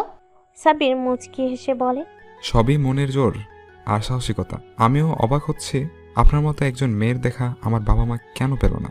তিশা অবাক হয়ে খানিকটা অবাক কণ্ঠে বলে, কেন, আঙ্কেল আন্টি তো কিছুদিন পর পরই আমাদের বাড়ি যায়। সাব্বির হতাশ কণ্ঠে বলে, কিন্তু আমাকে তো বললো না একটাবারও, বাবা তোর জন্য একটা পরী দেখেছি, বউ বানাবো আমাদের। সাব্বিরের কথা শুনে মনে মনে হেসে দেয় তিশা, কিন্তু উপরে শক্ত ভাব নিয়ে বলে, হয়েছে, রিপোর্ট করব এখন। হেডকোয়ার্টারে চায় না তুমি পরের মিশনে গিয়ে ভেঙে পড়ো। আপনার হেডকোয়ার্টার কি জানে আমি নিজের শরীরের ব্যথার চেয়ে বুকের ভেতরে আগুন বেশি সহ্য করতে পারি? বুকের ভিতরে আগুনই তো মানুষ পুড়িয়ে ফেলে সাব্বির আহমেদ। তবে সেই আগুন নেভানোর দায়িত্ব আপনার পরিবারের। শরীরে সবুজ রঙের পোশাক পরিয়ে দেশকে আগুন থেকে রক্ষা করার দায়িত্ব নিয়েছেন, তাই মনেরটা ভুলে যান। সাব্বির আরেক পলক তিশার দিকে তাকায়। মেয়েটা আসলেই অত্যন্ত কোমল, এতটা কোমল যে ছুঁয়ে দিতে ইচ্ছে করে। তিশা নিজেও আর চোখে সাব্বিরকে দেখতে থাকে আর মনে মনে ভাবতে থাকে, বোকা ছেলে, তোমার সাথে আমার বিয়ে বাবা আর আঙ্কেল অনেক আগে ঠিক করে রেখেছেন। নয়তো ওইভাবে বাবার সামনে আমার দিকে যেভাবে তাকিয়েছিলে, আমি নিশ্চিত অন্য কেউ হলে বাবা তোমায় গুলি করতো। তোমার কপাল ভালো, আর তুমি দেখতে যতটা ভদ্র বেশি ততটাই লুচু। অচেনা একটা মেয়েকে প্রথম দেখেই ডাইরেক্ট বলে দিলে বাবা মার বৌমা বানাবে। অতই সহজ। তোমাকে আমি জ্বালাবো আর সবার শেষে গিয়ে ভালোবাসবো। তিশা নিজের ভাবনার মাঝে ফিক করে হেসে দেয়, আর সেই হাসির দিকে অবাক নয়নে চেয়ে থাকে সাব্বির। তিশাও বিষয়টা খেয়াল করে, আরও কিছুক্ষণ হাসে। সাব্বির তিশার হাসি দেখে মনে মনে বলে, কি কি হাসি ওগো রূপবতী, তোমাকে আমি আমার স্ত্রী হিসেবে পেলে ভুলে যাব আমি দুনিয়ার সব কষ্ট। তুমি কি হবে আমার মনের আগুন নেভানোর সাথে। মনের কথা মনে থেকে যায়। দুজন দীর্ঘ সময় একে অপরের দিকে চেয়ে থাকে। এমন সময় দরজা খোলার শব্দে দুজন স্বাভাবিক হয়। একে অপরের দিকে আরেকজন অপলক তাকিয়ে দরজার দিকে তাকায়। ডাক্তার আহমেদ সাথে সাব্বিরের বাবা সাইম চৌধুরী এসেছেন। তিশা চেয়ার থেকে উঠে দাঁড়িয়ে সাইম চৌধুরীর দিকে তাকিয়ে বলে, আসসালামু আলাইকুম আঙ্কেল, কেমন আছেন? ওয়ালাইকুম আসসালাম মামনি, ভালো আছি, তুমি কেমন আছো? আলহামদুলিল্লাহ। আজ তবে আমি আসি আঙ্কেল। কথাটা বলে ফিরে তাকায় সাব্বিরের দিকে। সাব্বির ও তিশার দিকে তাকায়, তবে তিশা অবাক করে দিয়ে ভুবন ভোলানো হাসি দিয়ে বলে, আসছি ক্যাপ্টেন, আগামীকাল দেখা হবে। তিশা বেরিয়ে যায় কেবিন থেকে। সাব্বির এক দৃষ্টিতে চেয়ে থাকে সেদিকে। সাইম চৌধুরী ছেলের চোখের ভাষা বুঝে ফেলে, তবুও না বোঝার ভান করে বলে, কি এমন ক্যাপ্টেন হলে? সামান্য একটা গুলি খেয়ে আজ 6 দিন হলো বেটে শুয়ে আছো। সাব্বির কিছু বলতে যাবে, তাকে ডক্টর আহমেদ বলে ওঠেন, বন্ধু ওকে আর তুই ঝালাস না, বহু কষ্টে এমনকি গাঁট দিয়ে ওকে আটকে রেখেছি, তাছাড়া পিঠের ঘাস এখন শুকায়নি। সাইম চৌধুরী বন্ধুর দিকে তাকিয়ে ছেলের মাথার কাছে বসেন। পরম মমতায় ছেলের কপালে চুমু দিয়ে বলেন, এটা আমার মুখের কথা আহমেদ, ছেলেটার পাগলাটে মিশন আমার ভালো লাগে। বাবা কিছুদিন বিশ্রাম নেই, তোর মনে আশা আমি পূরণ করব। সাব্বির চুপচাপ ওর বাবাকে জড়িয়ে ধরে রাখে। পরের দিন সকাল হতেই কারো কোমল হাতে স্পর্শে ঘুম ভেঙে যায় সাব্বিরে। ঘুমের ঘরেই হাতটাকে চেপে ধরে বলে, আম্মু আরেকটা ঘুমাতে দাও না, কি সুন্দর স্বপ্ন দেখছি জানো, তোমার বৌমাকে আমি খুঁজে পেয়েছি। তিশা অবাক হয়ে সাব্বিরের কথায় তবে রেগেও যায়, তবে মাথা ঠান্ডা করে আশপাশ তাকায়, কেউ নেই। তাই মনে মনে শয়তানি হাসি দিয়ে কণ্ঠটা একটু মোটা করে বলে, তাই নাকি বাবা? তা কে সেই ভাগ্যবতী যে আমার ছেলের বউ হবে? তিশা আম্মু, তাসনিম, কামরুন, নূর, তিশা, কারুল আঙ্কেলের মেয়ে। ওকেই তো আমি তোমার বৌমা বানাবো। সাব্বিরের কথাই তিশা এতটা খুশি হয় যে অনেকটা জোরেই বলে ওঠে। ইয়াহু! হঠাৎ কারোর চিৎকারে সাব্বিরের ঘুমটা ভেঙে যায়। দ্রুত চোখ মেলে পাশে তাকিয়ে তিশাকে দেখে চমকে ওঠে। চোখ দুটো ফুটবলের মতো করে চেয়ে থাকে তিশার দিকে। তিশা সাব্বিরকে আরেকটু চমকে দিতে চোখের ইশারায় নিজের হাতের দিকে তাকাতে তাকাতে বলে। সাব্বির নিজের হাতের দিকে তাকাতে চিৎকার করে ওঠে, কারণ তিশার হাতকে সে ওর আমর হাত ভেবে জড়িয়ে ধরেছিল। দ্রুত তিশার হাত ছেড়ে দিয়ে কাঁপা কাঁপা কণ্ঠে বলে, মিস সরি, আসলে ঘুমের ঘোরে এমন একটা হয়ে গিয়েছি, প্লিজ আপনার বাবাকে বলবেন না। তিশা হেয়ালি করে বলে। যদি বলি? সাব্বির জমে যায় ভয়ে। বলে নির্ঘাত চাকরি খেয়ে দিবে, ওর স্বপ্নের চাকরি। কোনো উপায় না পেয়ে তিশাকে অবাক করে দিয়ে ঝাঁপিয়ে পড়ে তিশার পায়ের উপর। তারপর চলো চলো চোখে তিশার দিকে তাকিয়ে বলে, প্লিজ ম্যাম, এমনটা করবেন না। স্যার এটা শুনলে আমার চাকরি চলে যাবে। প্লিজ ম্যাম, আমি আমার বাবার স্বপ্ন পূরণ করতে চাই, আর জীবনেও আপনার দিকে তাকাবো না। প্লিজ ম্যাম, স্যারকে বলবেন না। তিশার বেশ খারাপ লাগে। সাব্বির এতটা ভয় পাবে ও আশা করেনি। কোনো রকমে সাব্বিরের থেকে নিজের পাটা ছাড়িয়ে নিয়ে বলে, আরে পাগল, বাবাকে বললে তো আগেই বলতাম। উঠে বসো বেডে। তুমি না একজন সৈনিক, একজন ক্যাপ্টেন, এভাবে তোমার পায়ে পড়া মানায়? সাব্বির ধীরে ধীরে উঠে বসে বিছানায়। ওর এখনো শরীর কাঁপছে। তিশা মনে মনে হাসে আর বলে, যাক, পাগলটা মনে মনে এত ভীতু আর নরম। আজ না দেখলে বুঝতামই না। দেখি পাগলটাকে আরেকটু বাজিয়ে। দুজনে নীরব। এমন সময় তিশা বলে ওঠে, তুমি নাকি স্বপ্নে আমাকে তোমার বউ বানিয়ে নিয়েছো মিস্টার? সাব্বির ততক্ষণে নিজেকে ঠিক করে নিয়েছে। তিশার কথাটা ওর কানে যেতেই ফিক করে হেসে ফেলে। মুচকি হাসতে হাসতে লাজুক কণ্ঠে বলে, ধুর, ওটা তো স্বপ্ন, আর স্বপ্নে পৃথিবীর রাজাও হওয়া যায় মিস। তুই এত বদলে গেলি কি করে বলতো? আমরা এত বছর একসাথে পড়াশুনো করলাম, বড় হলাম, অথচ তুই আমায় চিনলি না। কিভাবে বিশ্বাস করলি এইসব আমি বাবাকে বলবো? Miss of the moment Tisha, মাথা কাজ করা বন্ধ হয়ে গেছিল আমার। যাই হোক, এত সকালে এখানে এলি যে? তোর রিপোর্ট বানাতে হবে না, যার কারণে তোর সাথে কাটাতে হবে 1 মাসখানে। সাব্বির অন্যদিকে তাকিয়ে বলে, সারা জীবন থেকে জানা। তিশা কথাটা শুনে ওর চোখে চোখ রেখে বলে, থাকতে চেয়েছিলাম, তুই তো রাখলি না। কলেজ জীবনে পাত্তাই দিসনি, আর এখন 2 দিনে বউ বানিয়ে ফেলেছিস। তখন রাখিনি, তোর আমার ভালোর জন্যই। আজ দেখো না আমরা কিভাবে একে অপরের সামনে হাসির। তুই স্কলারশিপ পেয়েছি আর্মি একাডেমি থেকে, তোর প্রপোজ আর অ্যাক্টিভ করলে তুই কি বিদেশ যেতে পারতি, আর না হতে পারতি আর্মি সাইকোলজিস্ট ও ইন্টেলিজেন্স অ্যানালিস্ট। আল্লাহর পরিকল্পনা অতি উত্তম। তিশা মুখটা অন্যদিকে ফিরিয়ে বলে, বুঝেছি, কিন্তু তুই আমার প্রপোজ অ্যাকসেপ্ট না করায় আমি কতটা কষ্ট পেয়েছিলাম জানিস? আর সেই কষ্ট কমাতেই তো বাবা মাকে তোর বিদেশ যাওয়ার আগের রাতে তোদের বাসে পাঠিয়েছিলাম, তোর বাবা মাকে তোর সামনেই আমার জন্য চাইতে। কি এটা তোর কাজ ছিল? তো কি মনে হয় কুত্তি? এখন বাদ দে না ওসব। বললি আর দিলাম। তা বল, এখন আমার জন্য পাগল হচ্ছিস কেন? তুই আমার ওপরটাই দেখলি রে পাগলি। তোকে বিদেশ পাঠিয়ে আমি ভালো ছিলাম না, প্রতিনিয়তই আমার বুকে আগুন জ্বলেছে তোকে হারানোর। আর এখন বিয়ের বয়স হয়ে গিয়েছে, কলেজ ভার্সিটির জীবনে প্রেম না করলেও এখন করতে মানা নেই, তাই একটু প্রেম খেলছি। তিশা লাজুক হেসে সাব্বিরকে আলতো করে জড়িয়ে ধরে। দিন পেরোয়, রিপোর্ট তৈরি হতে থাকে। হাতে পায়ে ব্যান্ডেজ খোলা হয়। মোটামুটি সুস্থ সিএমএস ও এখন সাব্বিরের বাড়ি। হসপিটালের কেবিনের বেলকনিতে কফি হাতে দাঁড়িয়ে আছে সাব্বির। এমন সময় তিশা এসে দাঁড়ায়। সাব্বির নিজের কফির কাপটা তিশার হাতে দেয়। তিশা এক চুমুক কফি খেয়ে বলে, তোমার ফাইল পেয়েছি। তুমি শারীরিকভাবে ফিট, তবে মানসিকভাবে কিছুটা দুর্বল। আচ্ছা, এমন তো নয় তুমি তোমার আসল বাবা মা আর বোনকে ভেবেই কষ্ট পাচ্ছ? সাব্বির তিশার দিকে তাকায়, ছলছল চোখে বলে, ঠিক ধরেছ তিশা, আমি আমার পিচ্চির বোনটাকে মিস করি, ভীষণভাবে মিস করি। আমি তাদের বোনটাকে মাত্র 2 বছর কোলে নিয়েছি, 11 বছর হয়ে গেল। বোনটা আমার বড় হয়েছে না জানি কেমন আছে পাগলি বোনটা। তিশার সাব্বিরের চোখে পানি মুছে দিয়ে বলে, দেখা করছো না কেন তাদের সাথে? করবো এক সময়, তাদের কিচ্ছু জানা নেই আমার। এক সন্ধ্যা সাব্বির নাইট ওয়ার্কে বেরিয়েছে। এমন সময় তিশার আগমন। তিশা সাব্বিরের পেছন পেছন হাঁটতে হাঁটতে বলে, তুমি সম্পূর্ণ ফিট সাব্বির?